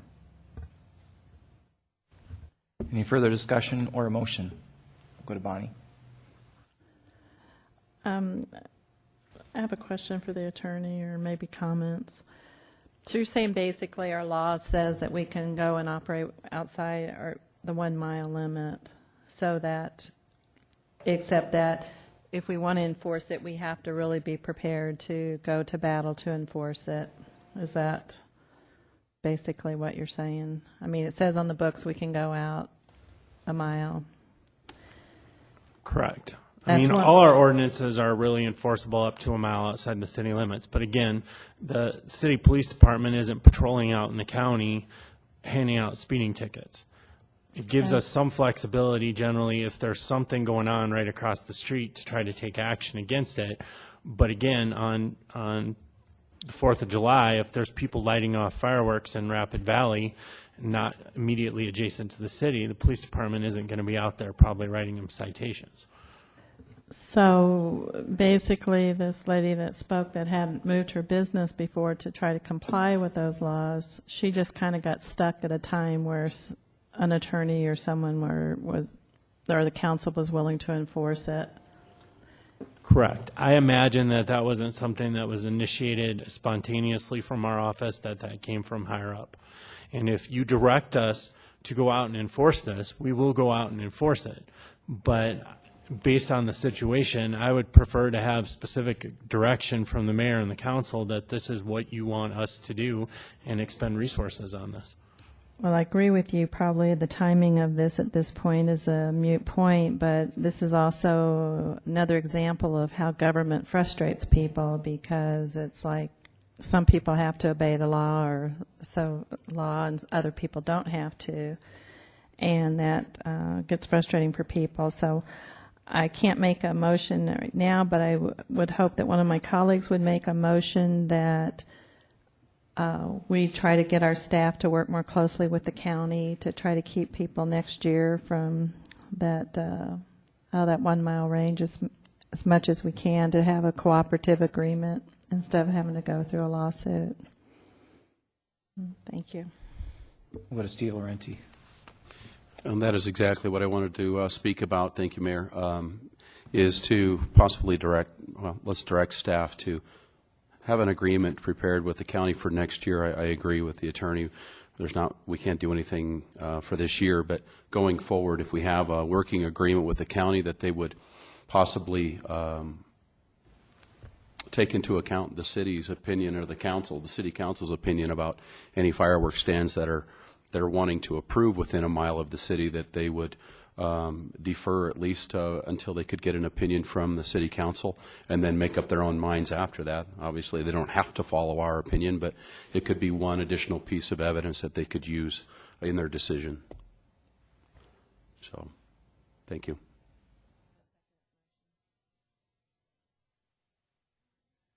Was that a motion? Yes. Included in that motion was continue this back. Was included in this motion to continue this back to legal and finance? Was that part of your motion? That is part of the motion. Let me give the Reader's Digest version. Okay. The motion is to continue the item in. We have a second by Sasso to the next legal and finance meeting for further discussion. And we'll go to Jerry Wright. I was just going to say, put our horsepower into enforcement and preventing the ignition and display of fireworks in the next week or two in the city limits, and as appropriate, adjoining the city limits, purely for fire prevention, and let this take care of itself afterward. Number one, first issue is we need to watch out for safety, period. That's where our resources need to go at this point. And I'm done. Thank you, Jerry. We'll go to Richie. Thank you, Mayor. I can support the motion of the city staff conversing with the county officials so that we can come up with a better understanding for the businesses out there that know where we're coming from. The other part of that ordinance, and I'm just thinking out loud here, Joel, is that we would have to have, let me recommend something in there as far as an emergency clause, such as if we come across conditions that don't warrant, or let me rephrase that, we come across conditions that are wet. We have a very wet season. This year was a reverse example. We have a very dry, low humidity. Everything could go wrong for a fire. Could happen even within the city. So that's why I'm thinking that if we had an emergency clause in there where the CUP has gone through, everybody's been approved, but if there's something that disastrously goes wrong, like, for example, this year, we could impose an emergency clause. That's kind of the gist of what I'm thinking. And I know you've brought up some other points that we need to talk about, but after we get done with this motion, we should talk a little bit more about some of the other issues that Joel talked about as well. I'll yield the floor. And we'll go to our city attorney, Joel Landine. Thank you, Mayor. Very simply, all I really need is direction. Do you want to maintain the 1 mile in future years? Do you want to, and again, I hear some things where we'll look at each one individually. I would say you need a uniform rule. You're either going to allow fireworks sales within 1 mile of the city or you're not. If you want us to enforce that in future years and make sure there are no fireworks stands within 1 mile of the city, the next step my office would take would be to work with the county planning to make sure that next year we'd start working on that right away, that there wouldn't be approvals. And I think based on my conversation with Dan today, we could probably accomplish that. I don't think you're going to stop the fireworks stands, but you're going to cause them to do what Ms. Hadnam did, which is Box Elder allows fireworks sales. They're probably going to move either right outside the 1 mile, or they're going to move into a jurisdiction that allows them outside of our territorial jurisdiction. But I just need clear direction that in the future, do you want us to enforce the 1 mile zone or not? If you do, I don't know that there really is a lot more you need to do, and we can work with the county to try to make sure that next year that happens. Any further discussion or a substitute motion? The motion is to continue to the next Legal and Finance meeting. All in favor say aye. Opposed? Motion carries. Let's do 55A since we're on the topic of fireworks, and this is an item from Bonnie Peterson. Bonnie? Thank you, Mayor. I wanted to send out a salute to our firefighters and our policemen, our safety workers that work everywhere, that when most people are running from an emergency or a bad situation to escape for their lives, they're rushing the other way. And I would think their mother would have taught them better than that, but thank goodness that we have them, because they provide for us, and even though these fires out at Dakota Point and Edgemont, and we're still having the effects here in the city, and let's just hope we keep them on the edge of town or outside the town and don't get any more. But I wanted to salute them. And also at the same time, I want to salute our community and to let people know that at Main Street Square on July 4th around 9-ish, they're going to have a video of fireworks there outside. I think it was filmed at Mount Rushmore a few years back.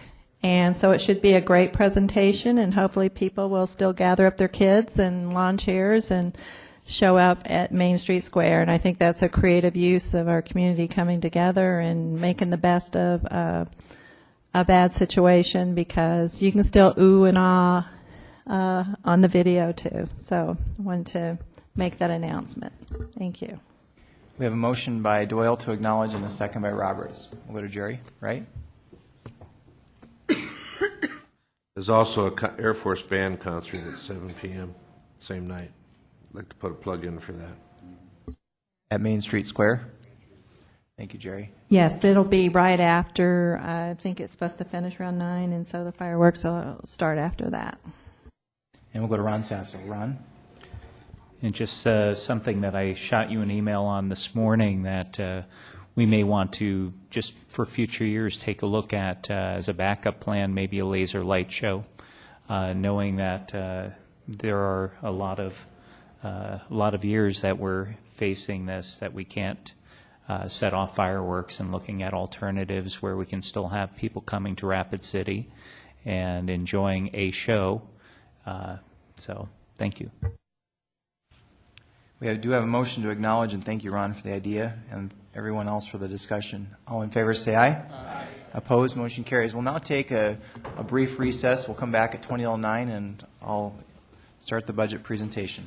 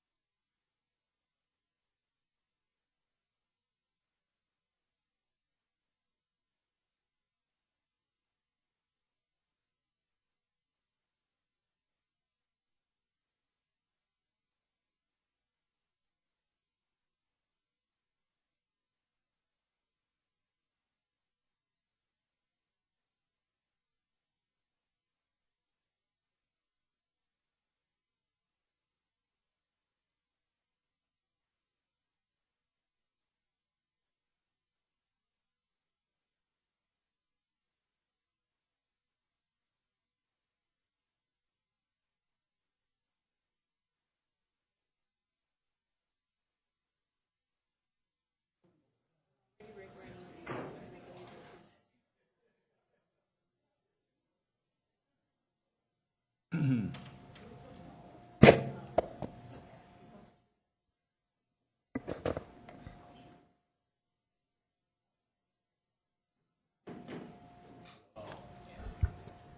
the mayor is going to present his 2013 budget. Dun-dun-dun-dun. All right. Thank you, Bonnie, for the drum roll. Good evening. This is Rapid City's first budget based on the budgeting for outcomes philosophy, which is similar to the private sector's performance-based budgeting process. Staff and I have consolidated tonight's presentation so we don't take a lot of valuable time this evening.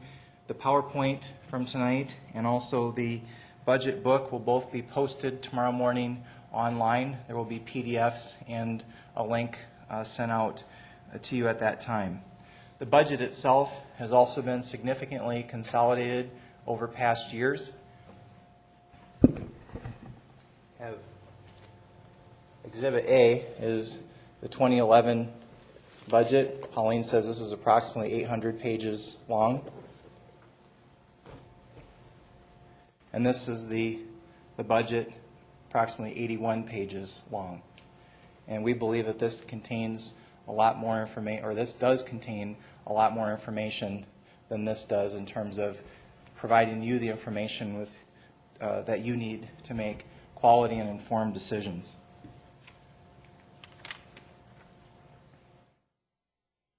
The BFO committee was made up of 9 citizens and also 2 council members assisted. I want to take a moment to thank Richie and Jerry for their attendance and significant assistance at the meetings. This budget includes not only measurement of outcomes, but it also includes outputs and vision items from each department. And we'll talk more about outputs and outcomes in just a moment, but outputs are basically measurements or statistics, and they can become outcomes or goals later on, and vice versa. But this provides a lot of information that you need as council members and I need as mayor and staff needs to help make informed decisions. And these goals are designed to fit into our 2020 strategic goals, which were adopted a few years ago with the assistance of, this involves multiple administrations, and it involves more than 400 people who helped identify strategic goals for Rapid City. And we'll be getting a presentation from Jenny Nelson at some point in the next few weeks on the status of these goals. But these goals are very important for me as well, and I wanted to make sure that these were at the forefront of our minds, and that's why I included them in the budget process.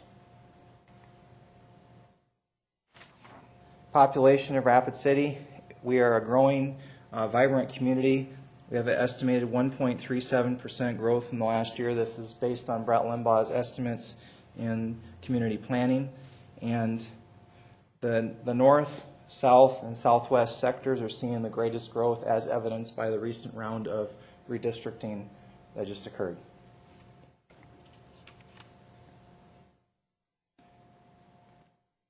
The overall budget for 2013 is down by 1.3% to approximately $136,000. It goes from $138 million, to $136 million. The general fund budget is up about 5.2%, which is $2.5 million. So the overall budget is down by 1.3%, which is about $1.8 million. And the general fund budget is up about 5.2%, which is $2.5 million. Of that $2.5 million, there are several reasons for that increase. 3.8% of the 5.2% of increases is due to negotiated wage and associated benefit increases. In addition, we had $300,000 in community development funding that came in, and that is federal funding. And we also had decreases that I asked for interdepartmental charges, including the payment in lieu of property tax charges, and that increased the size of the general fund budget. But again, overall, the overall budget is down slightly, about 1.3%. So we were able to use the additional sales tax revenue that we have received and the additional and the money from many of the tax increment financing districts that have been and are being expired, to be able to have the flexibility to give departments a modest increase in cost of doing business, and also to address the interdepartmental charges, which I will spend some time talking about later on in the evening. The budget is balanced. It does not spend into the reserves at all. I want to take a moment to talk about the federal funding, because I know this has been a question for me and also a question for many of you.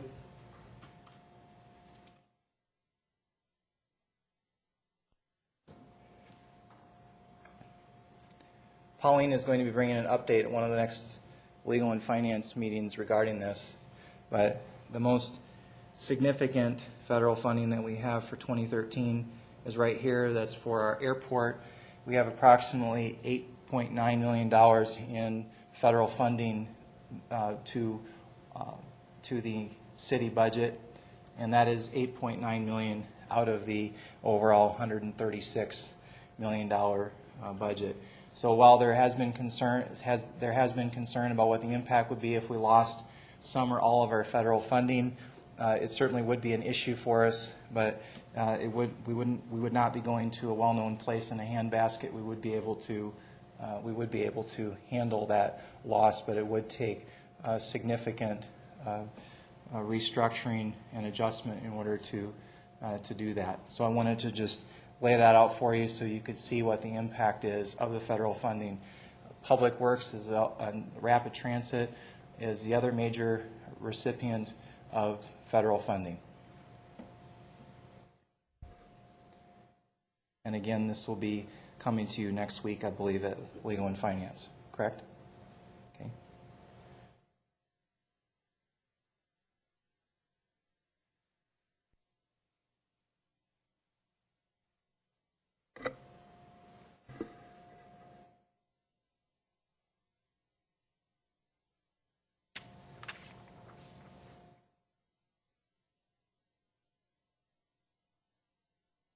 Sales tax is up approximately 8.97%. However, the 2013 budget assumes a 3% sales tax increase. This is a modest assumption based on the finance officer's recommendation, and I support it as well. And it's important that we recognize that we're early enough in the year that this could change, but this is something to be very pleased with, this 8.97% number. Sales tax, it's divided into 3 pennies. The first penny, or almost the first penny, is the general fund, 0.92 of that, and that, of course, is completely dedicated to the general fund. Then there's the B&B tax, which is 75% of that. That's the bed and booze tax. 75% of that goes to our Civic Center. 25% of that goes to marketing purposes with the Convention and Visitors Bureau. They are the ones that administers that. The other penny, or often known as the second penny, is divided up into 3 pieces. We have the Capital Improvements Fund, the Vision Fund, and the .16 Utility Fund.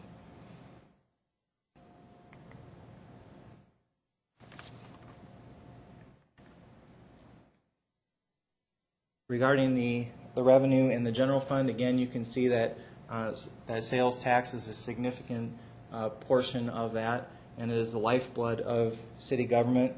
And property taxes is also very important, and licenses and permits are important in terms of, somewhat important in terms of revenue, but more important in terms of measurement of the economic growth of our community.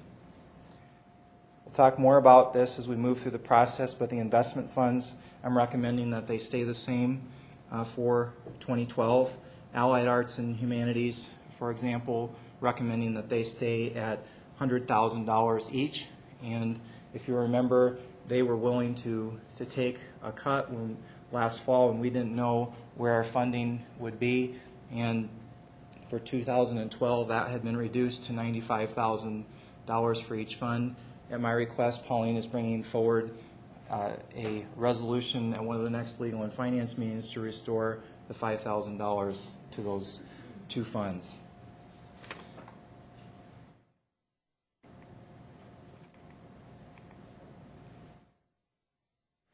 Property tax. I know I'm sure we'll be spending some time talking about this in the budget process.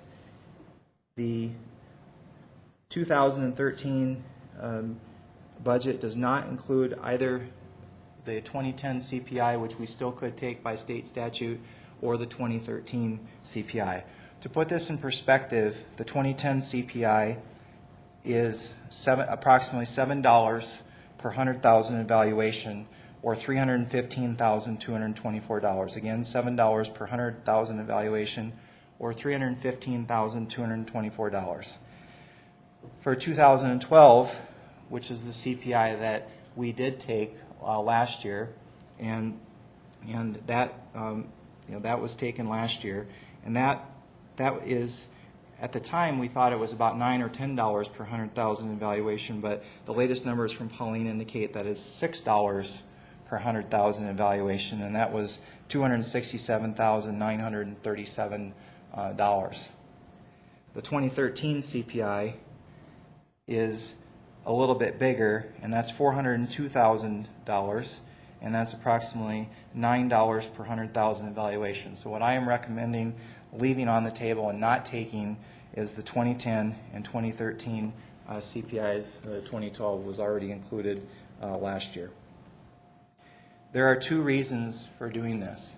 One is we have 7 tax increment financing districts that are dissolving that have dissolved in 2011 or will dissolve in 2012. And we also have one coming up in 2013 that will be dissolved.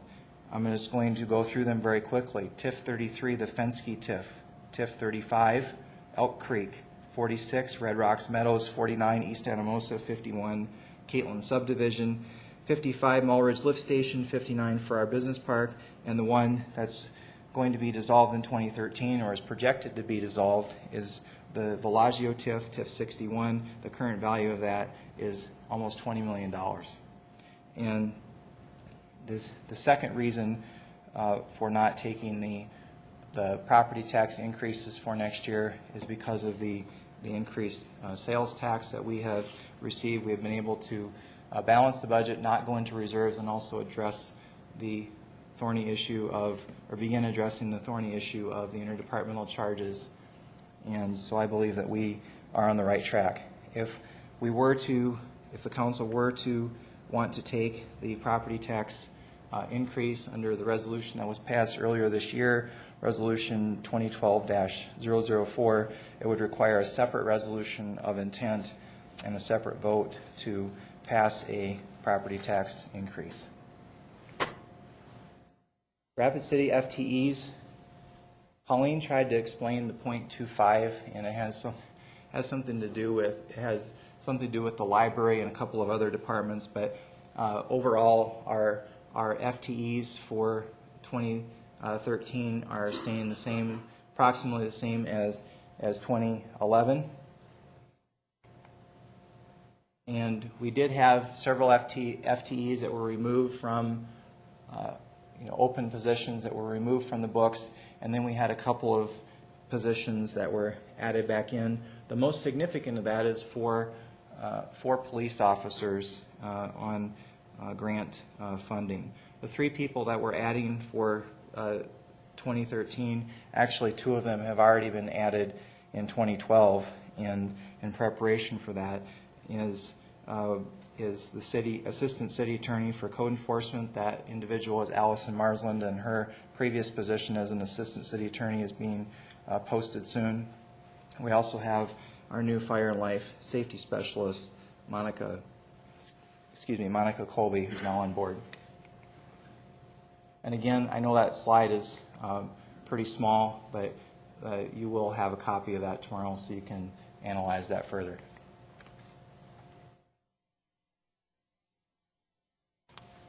General fund, principal funding sources. I want to point that out right there. That $18,000 means that we are not going into we have balanced the budget and we still have $18,000 to work with, unless the council would like to, unless we'd like to cut something or change something. But it's been a fairly common practice over the years to budget by going into the reserves, and I wanted to break away from that practice, and so this budget is balanced with $18,000 to spare.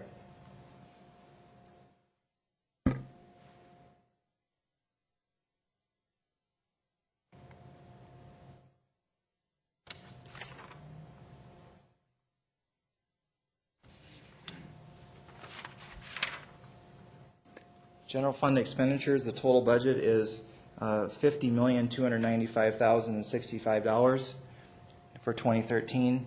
The 2012 budget, by contrast, was $47,804,274. Again, the overall budget, which includes the general fund, decreased by 1.3%, which is approximately $1.8 million, and the general fund increased by about 5.2%, which is approximately $2.5 million.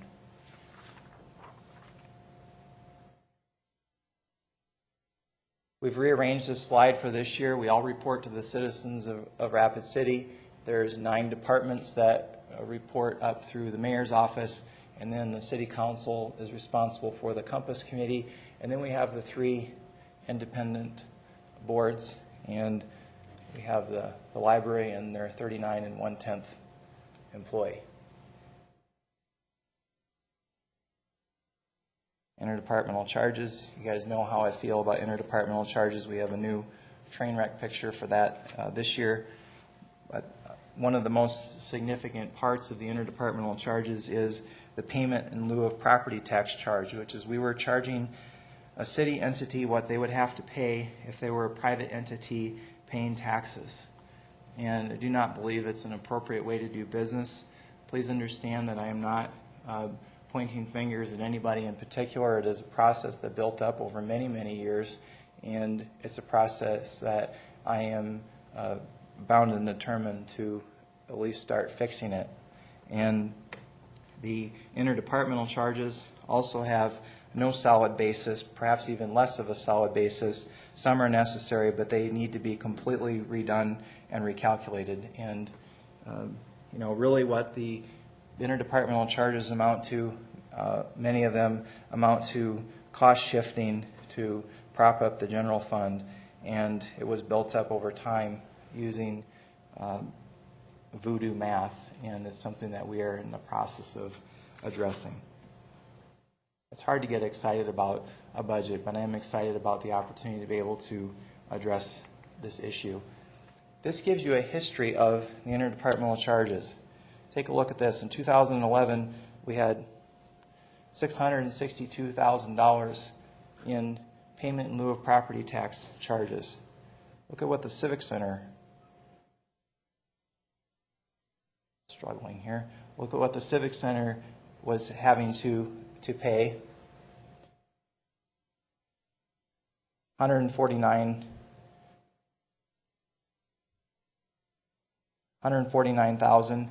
And 2012, we started the reduction process. In 2013, the reduction is becoming more dramatic. We're going from $662,000 in 2011 to $169,000 in 2013, and the goal for the 2014 budget will be to take that to zero if we can. And also, I want you to know that we are working with, there's approximately $75,000 or $77,000 worth of payment in lieu of property tax charges or PILT charges for the Civic Center for this year that have not yet been paid, and that's something that Pauline is reviewing to see if that's something that we can leave on the table and allow the Civic Center to keep that. And of course, in return, what the Civic Center will do is have the opportunity to operate even more like a business, and that's something that we're excited about helping to facilitate.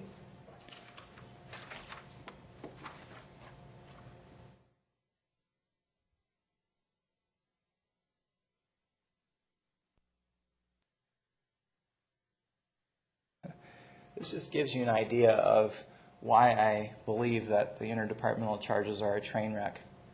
This is the interdepartmental charges for the mayor's office.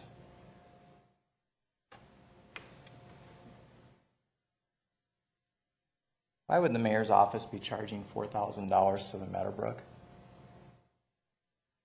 and $25,000 to collections, $62,000 to water? That doesn't make any sense. There's no explanation for that. And I wanted to be able to fix it all next year, but because of the way this built up and because of the significant impact on our budget and the time it's taking to recalibrate this, what we're doing instead is we're taking this back to the 2011 level and overall, and then for 2014 the goal is to completely redo and recalculate the interdepartmental charges and then start implementing those new charges. And also we have multiple types of interdepartmental charges, including enterprise fund to general fund to enterprise fund, and we have general fund to general fund, which is a lot of busy work, and that's something that we're already working on trying to address this year because that is a real burden for our finance office, and it's a real inefficiency which affects everyone.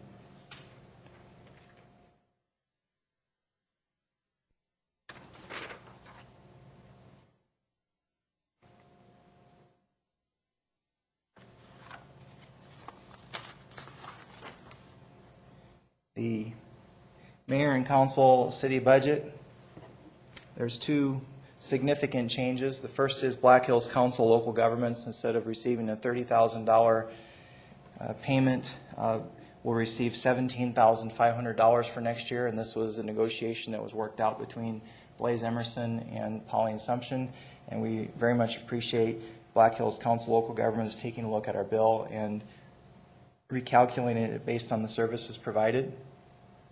The other significant item is that council contingency. I'm recommending that be reduced by $50,000. And based on the track record of the use of council contingency over the past several years, we believe that this is appropriate, but certainly you're welcome to discuss that during the budget process.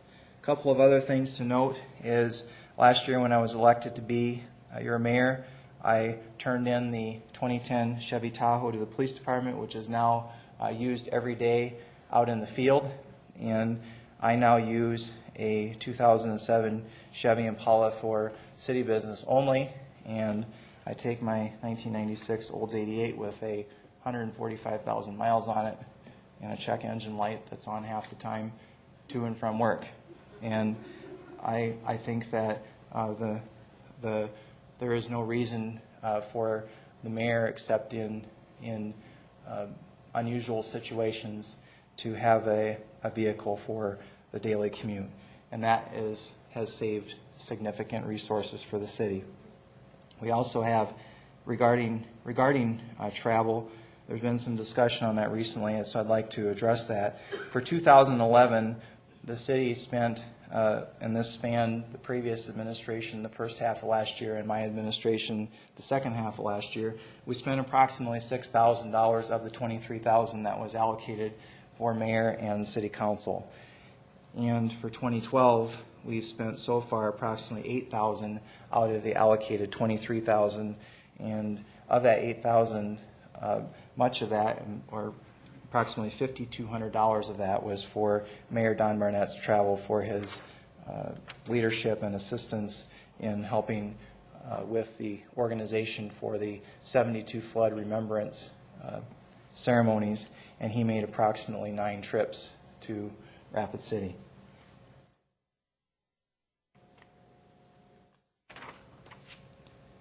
Airport budget, there's been some significant changes in that, mainly due to expiring capital improvements projects. There are several significant capital improvements projects that are coming up at the airport. One is the parking lot, which was originally built in 1988, and if you've been out there recently, it is a mess, and it's something that the airport board is committed to addressing, and I'm excited about that. We also have a water line, and this is not coming from the airport budget, but it's going to significantly affect the airport in a very positive way, and we're going out for bid soon on 6,000 feet of airport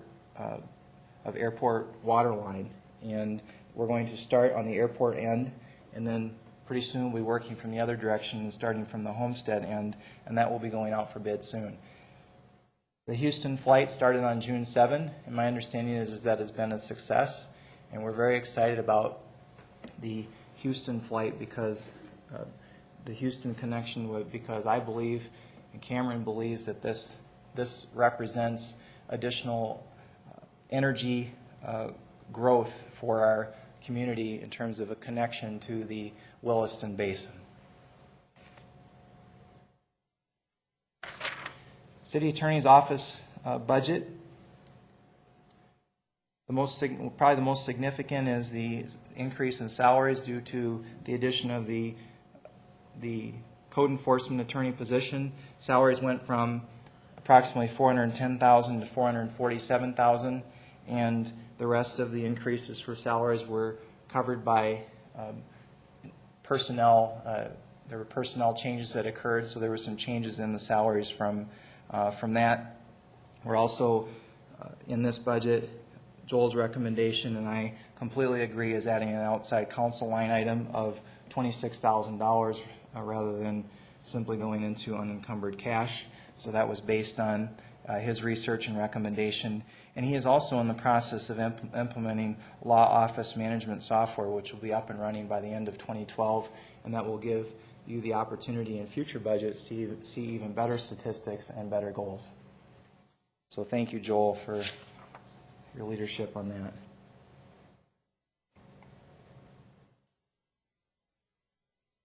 Civic Center budget. And the Civic Center budget looks great on paper. It looks not like, actually it's great in reality, but it didn't go up by much. But one of the reasons that it didn't go up by much is we're giving the Civic Center back some of their money, so they don't need any additional funds, and they are getting back. Well, like I said before, they went from $149,000 in PILT charges in 2011, and they're going to zero for 2013. And my goal is to give them back some of their 2012 interdepartmental charges as well. Community resources. The 2011 increase was due to the community development budget, which is grant funded, being up about $300,000 due to some increased federal funding. The 2013 increase of $143,000, or $143,000 of it, is due to increases in general liability insurance premiums. That's accounted for in the 968 cost center. Without that number, the department is up about 2.7%. Community resources includes community development, the offender reentry program, which is managed by Joe Castle, code enforcement, human resources, IT, and risk management. The Compass budget. This budget, the first year, which was last year, or actually this year, was a guess, and it was a number that I threw out. And for this year, we have $152,000 is being budgeted. That's on the recommendation of the Compass Committee. My understanding, and we've been talking to Kellen and members of the Compass Committee, it's our understanding that they may need a little bit more for next year. And like I said before, we have approximately $18,000 to work with, and so that's something that we can certainly discuss in the budget process as we move forward.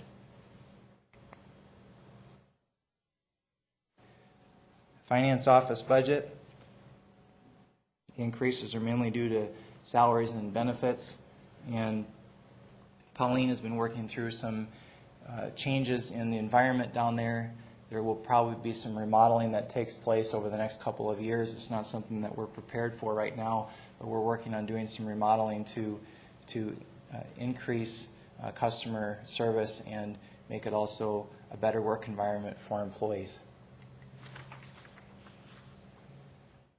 Fire department budget. The increase is significant. Mainly the increase is due to negotiated wage. Actually, there are several causes for the increase. One is the negotiated wage increase and corresponding benefits.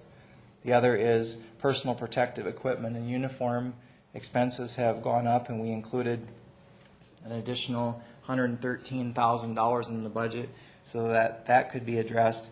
But one of the most significant reasons for the large increase on paper in 2013 is the fact that we had an artificial reduction in past years.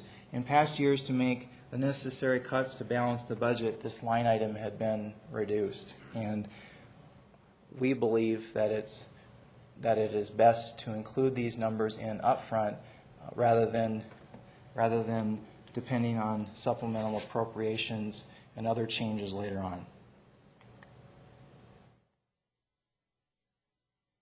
Calls for service, we're up about 200 calls, and this year is turning into a very busy year. I don't have the latest numbers with me tonight, but Chief Mike can provide the budget hearing. But our fire department has been very busy. We have 36 operational paramedics. We have 4 of our EMTs are currently in paramedic school. In all, we have 135 employees in the fire department.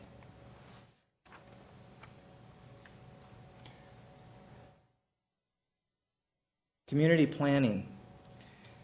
There was a small increase relating to maintenance fees of about $12,000, but the most significant increase in the budget for community planning comes because we are recommending budgeting for a new comprehensive plan. And here's my exhibit on this. This is dated 1949, and this is Rapid City's,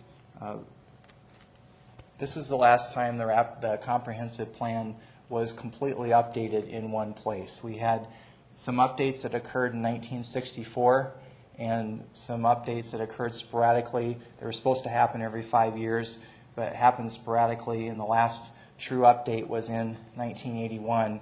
But it is time for a new comprehensive plan. And right now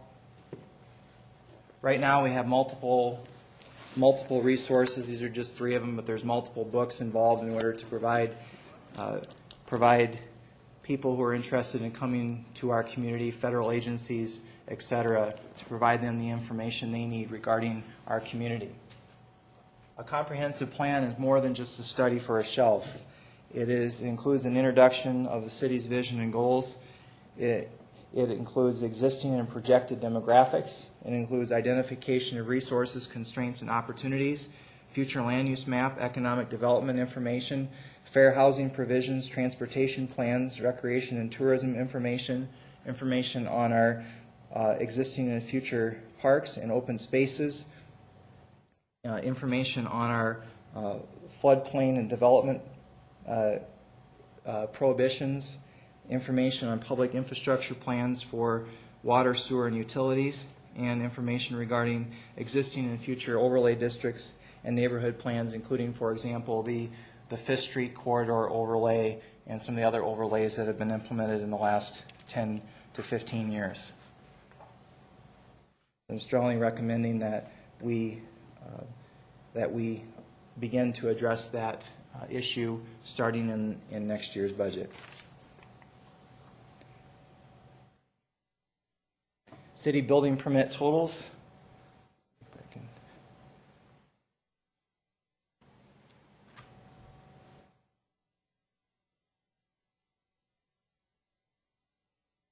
There's our total as of the end of May. Now, if you subtract out the roofing permits, because we had the hailstorm last summer, and that did inflate the figures by about $19 million last year and about $6.5 million so far this year. But even if you remove those numbers, Rapid City is booming, and it's exciting to see this kind of growth. And now I want to talk about these numbers here.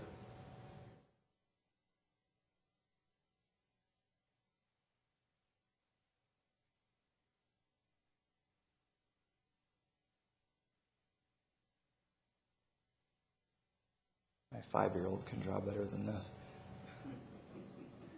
Okay. That is a 0. And it's been a 0 for a long time, and it's been a 0 for a long time prior to 2009.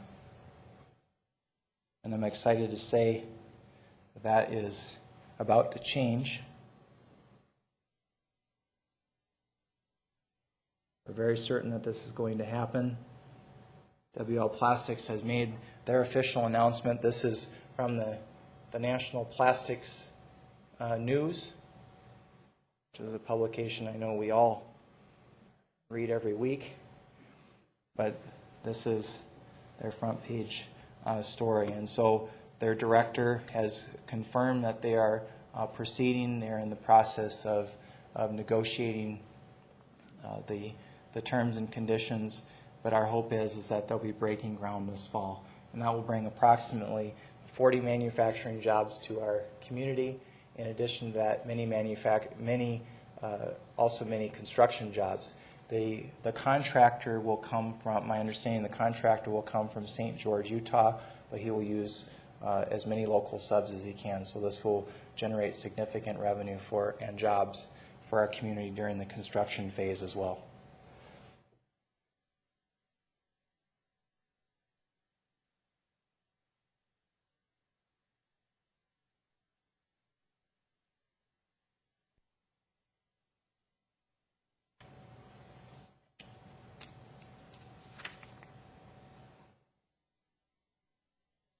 The Rapid City Library budget, the increases again are mainly due to salaries and benefits, and there was also some increases for repairs and maintenance, not capital improvements items, but general repairs and maintenance. And Greta has done a magnificent job of providing stats and goals that you will see in the budget, and so you'll have plenty of opportunity to review that and ask her questions as we move through the process. Parks and Recreation budget, negotiated wage and benefits are $140,000 of the increase. We've also added a boom truck for tree trimming and Christmas lights. I want to add that the boom truck will be purchased on a low-interest loan. This is not lease purchasing, and this will not be lease purchase. It will be a low-interest loan, and with the interest rates as low as they are, it makes sense to do it that way. And we'll also be doing that for 4 snow plows, and I'll be talking about that a little bit later on. We're also creating a new cost center for the Meadowbrook restaurant so that the expenses can continue to be tracked, as well as the revenues, which aren't as great as they probably should be, but there will be that will be included in next year's budget as a new cost center for the Meadowbrook.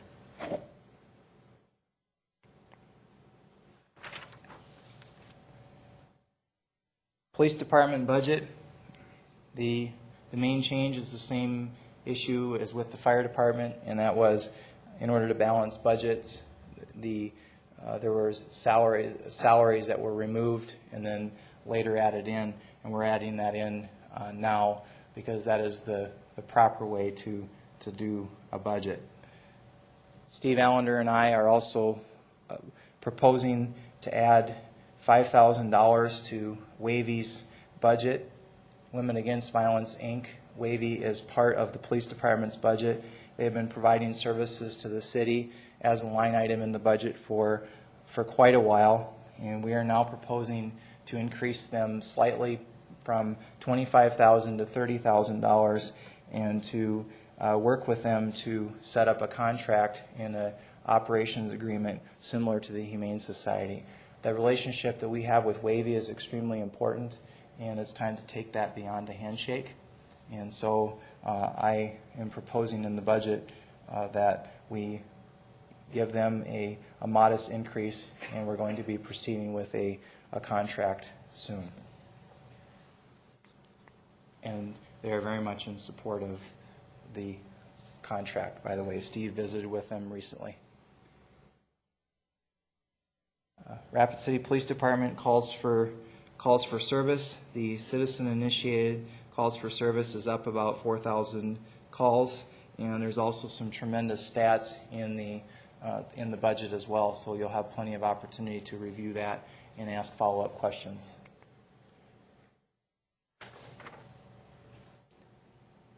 Public Works, approximately 370 miles of streets, and we are increasing the STCM budget, or the streets and contract maintenance budget, which is line item 4370, by $106,000 for next year. And I know that's not enough in the minds of a lot of people, including myself, but that is a significant increase for that line item.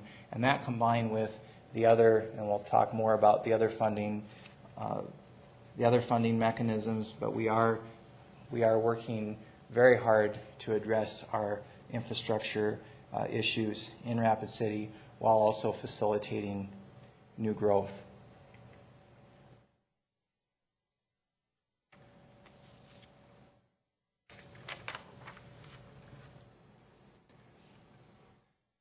This gives you, and I won't read all of these, but this gives you an idea of the tremendous infrastructure that our Public Works Department is responsible for maintaining.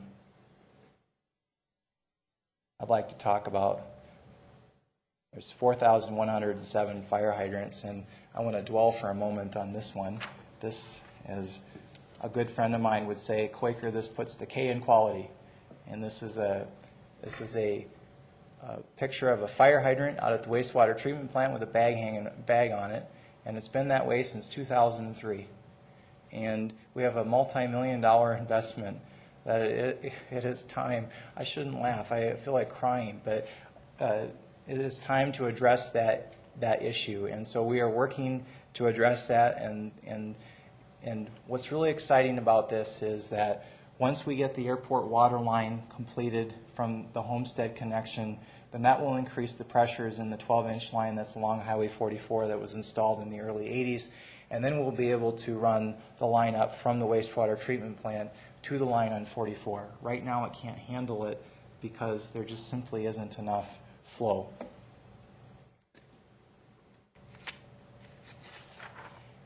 Jerry, that one's for you. Thought you'd enjoy that cartoon. Dave Van Cleve has this posted near his office out at the wastewater treatment plant, so we stole it for the budget presentation.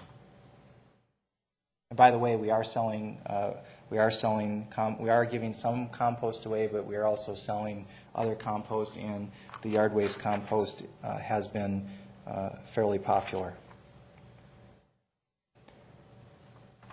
This is linked to your agenda. I'm not going to spend a lot of time on this, but I will point out that we have had significant increases here.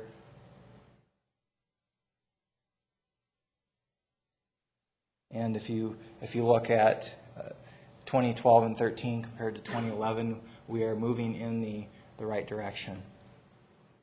And there'll be a lot more discussion on this later, especially as the .16 bond moves through the process. The reason why the .16 bond is so important is because that will alleviate pressure on all of these other funding sources.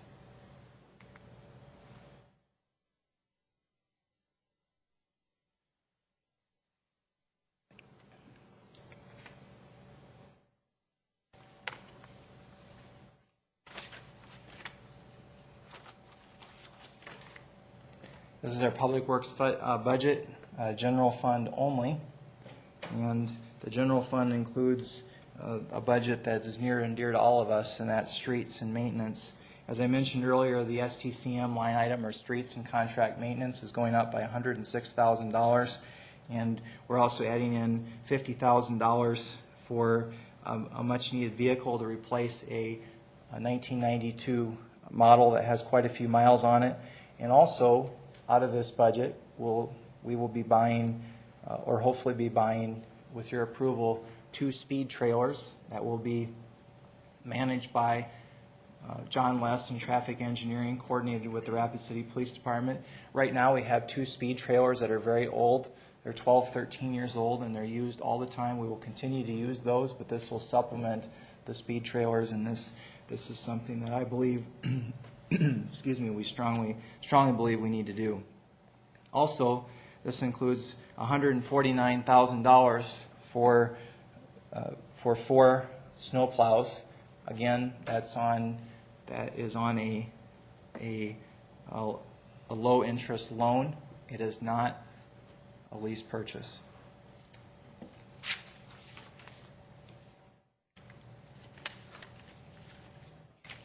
And now I'll stand for questions. Does anyone have any questions for the mayor? One thing I would like to mention is that Pauline Sumption and I will be working with council leadership to identify the times for the budget hearings. So we'd like to begin budget hearings within the next several weeks. Okay. Jerry Wright? Thank you. The only thing I want to say is we have got a lot of talking to do about infrastructure funding, and especially streets and drainage. Thank you. Thank you, Jerry. Ron Sasso? When the check engine light goes on, lift the hood, take a look. If it's there, you're good. Done that.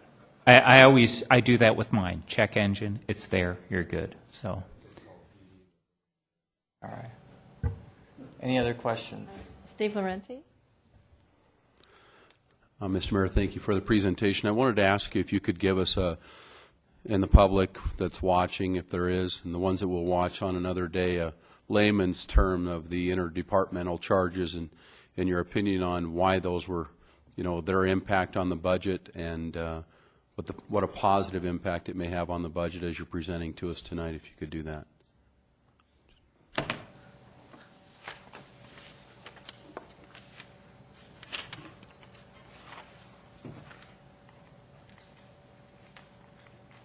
I'd be happy to do that. Let me go ahead and get back to that slide so we're all on the same page.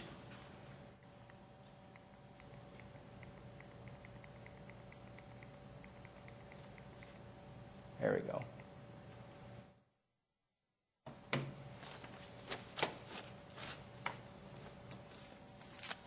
The reason it's so important, Steve, is because the interdepartmental charges, they may have started off as being something that was necessary to do, but they turned into a way, in my opinion, to prop up the general fund.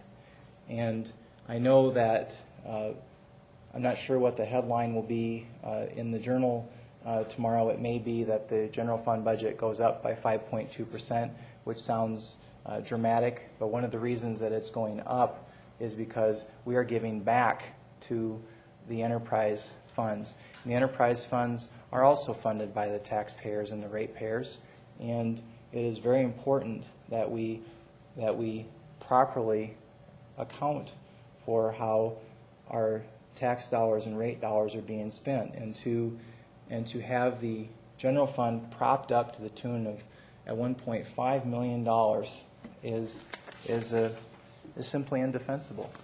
And so I want to, if I could, I would fix it. I would fix it all next year, but we can't. Let me just go over it. These numbers are way too busy to try to put up on a slide because there's dozens of line items here, but it's something that you will be provided with as we move through the budget process. The 2006 interdepartmental charges were $3,528,000. For 2012, it was $5.2 million. We went from 3.5 to 5.2 in 6 years. And it's really hard to explain why that happened, other than to help balance the general fund budget. So my budget reduces the interdepartmental charges significantly, including the payment in lieu of property tax charge, which is an interdepartmental charge. Did I answer your question? Yes, thank you. Okay, Mr. Nordstrom? Thank you, Madam Chair. That's quite a difference for me to say, Madam Chair. Now, this, all right, looking forward to having a good time next year. Sam, you're absolutely right about this PILT process that was introduced a number of years ago. And at that time, I thought it was a little bit of a gimmick to transfer or change the accounting process. And this for me will change things back to where it was. But with that said, I hope we can continue to move forward on that because I believe it was really an accounting gimmick way back when it was introduced. And when I was a city employee at that time, we kind of watched in amazement how this was communicated to the public. And so I hope you continue on that road for progress to make this correct, because it did get complicated. It became cumbersome. It was a lot of other things that were added to it. So as the generation went by, they just made it more complicated, and you almost had to have an engineering degree to understand what the PILT was all about. So I appreciate your taking the effort to modify this. So I'm looking forward to encouraging you to keep the process going forward on that. And then I do have a ton of questions for you later on. Thank you. Madam Chair, I'll yield the floor back to you. Thank you. Alderwoman Scott? Thank you. Mayor, I believe you referred to this as budgeting for outcomes. Yes. So in the process, were there specific outcomes associated with each department, and then how will that be tracked? Thank you for the question, Amanda. Let me show an example here.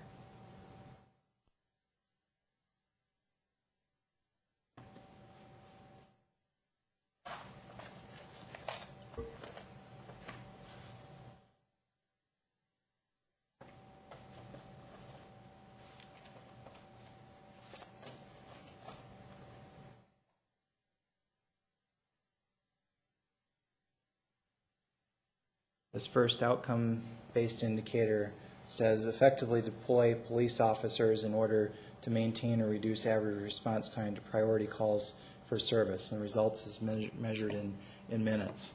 So, and these are based on accreditation standards, but this gives you an idea of what the deliverables are. And so we have our 2011 results. 2011 becomes our baseline. We have our employee turnover, and that's turnover for any reason. Okay? And not all turnover is bad, but it's turnover for any reason, but it's an important measurement, and that, by the way, is included in each department. And then here you have calls for service.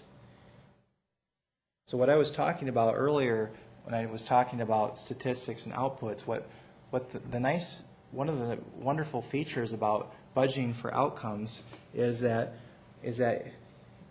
you have not only outcomes, but you have outputs, and you have and your statistics over time can become outcomes, and the outcomes that you're measuring you can remove them from the outcomes and put them back down as statistics.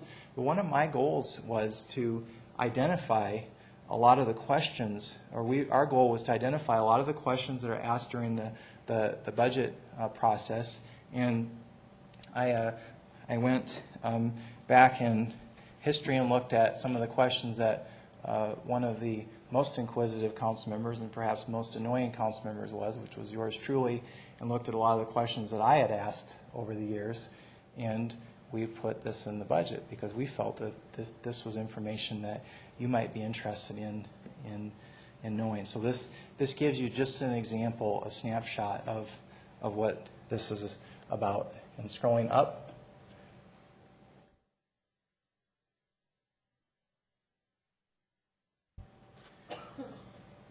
You see information of interest, or items of interest, and this lays out some of the vision items on what's happening in our police department. We have the installation of a new records management system, and in 2013, Rapid City Police Department will undergo our 8th accreditation assessment. Good information to know as background as you're going through the budget. Again, I want to point out that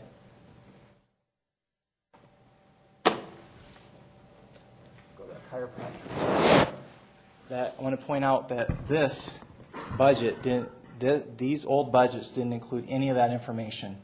It was all line items, and there wasn't any statistics or true information that gave you a complete picture as a council member or me as a mayor or staff or the community, the information that they needed to make informed decisions. I would describe outcome-based budgeting as putting a instrument panel on an airplane. We now know what our altitude is, we now know how fast we're flying, and we now have a better idea of where we're going and where we should go. Thank you, Mayor. That'll help. Also, I think that is really good, and I'm glad you did that, because I think that will help us fine-tune the budget as we have discussions on what actually need to be the outcomes. Thank you. Alderman Wright.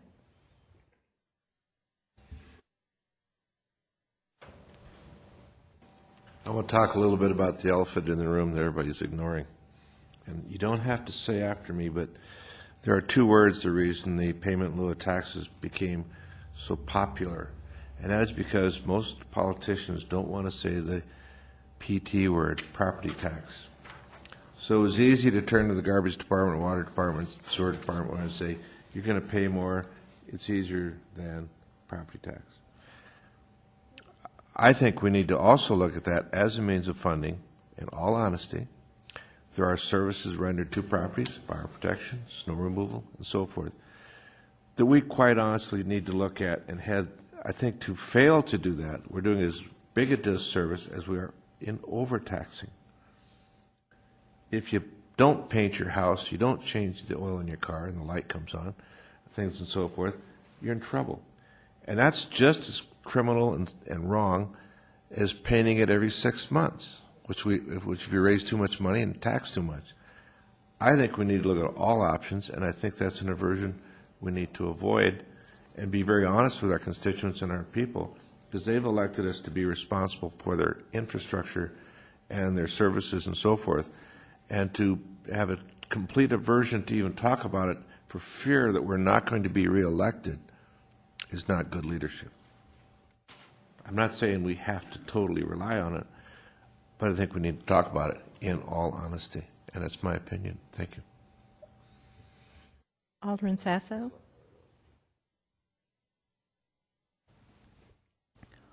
Would you talk a little bit about the changes in dealing with the reserves? Yes. The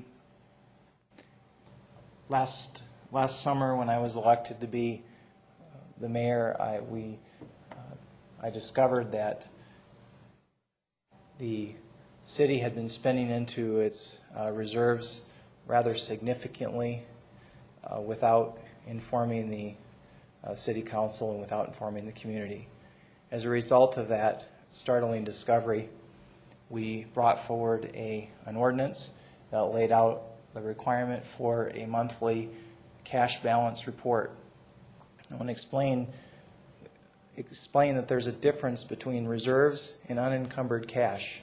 Unencumbered cash is the money that isn't tied up in the budget somewhere. The reserves is 15% of the general fund, which, Pauline, is about $6.2 million. That is the amount of our reserves. So in past years, Ron, the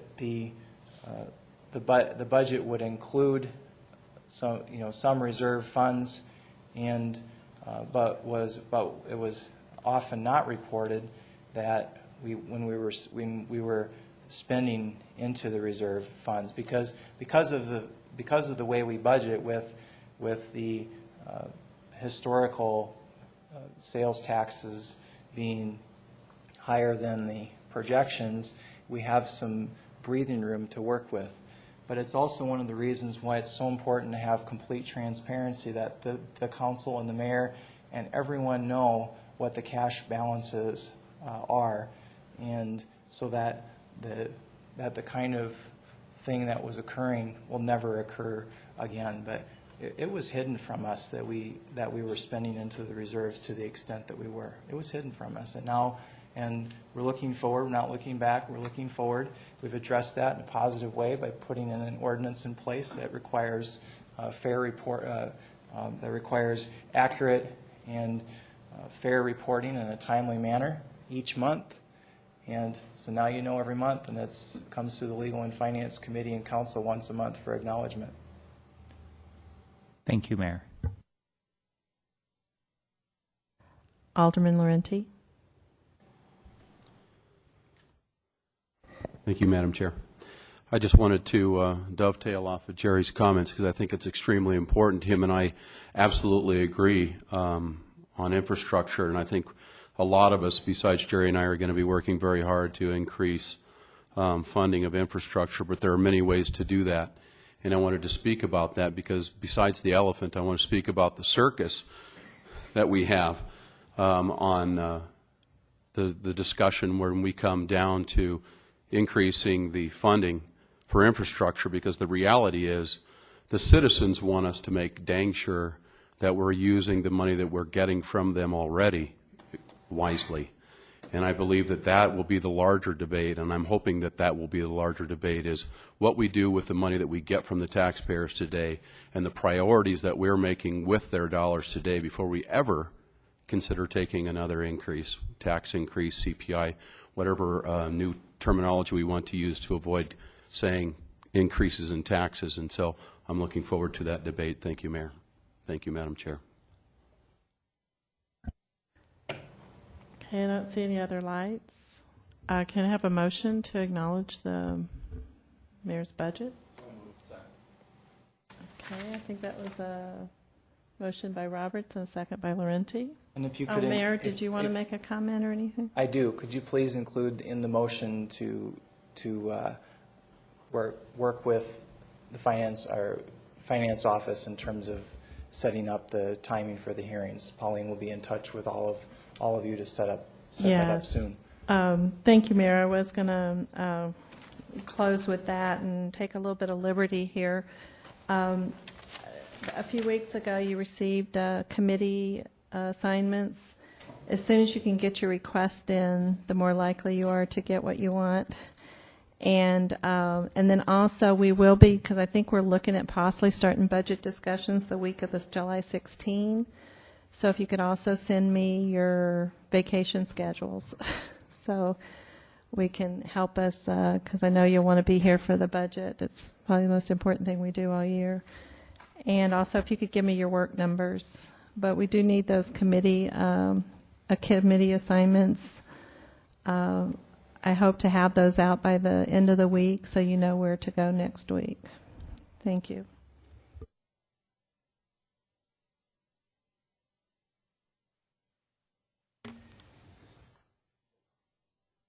And thank you, everyone, for your patience. I'm sorry, Mayor. Yes, we need to vote on acknowledging the mayor's budget, and also that we will be scheduling it here in the next couple of weeks.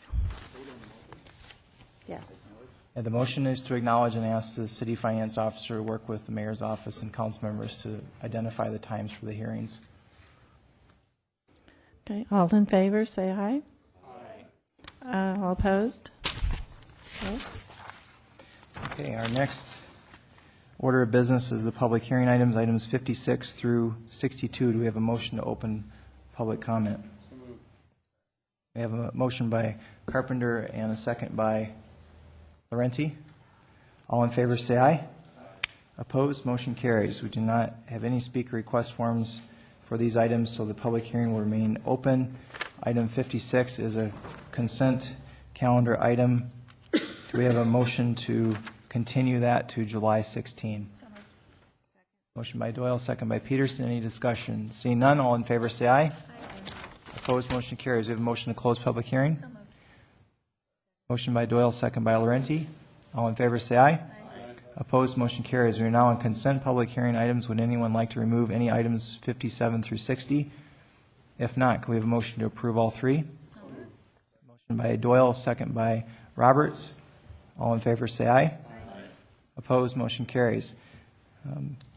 And now we have non-consent public hearing items, items 61 and 62. And if we could have, Charity, if you could read 61 into the record for us. Item number 61 is second reading of ordinance number 5846, an ordinance amending section 17.06 of chapter 17 of the Rapid City Municipal Code.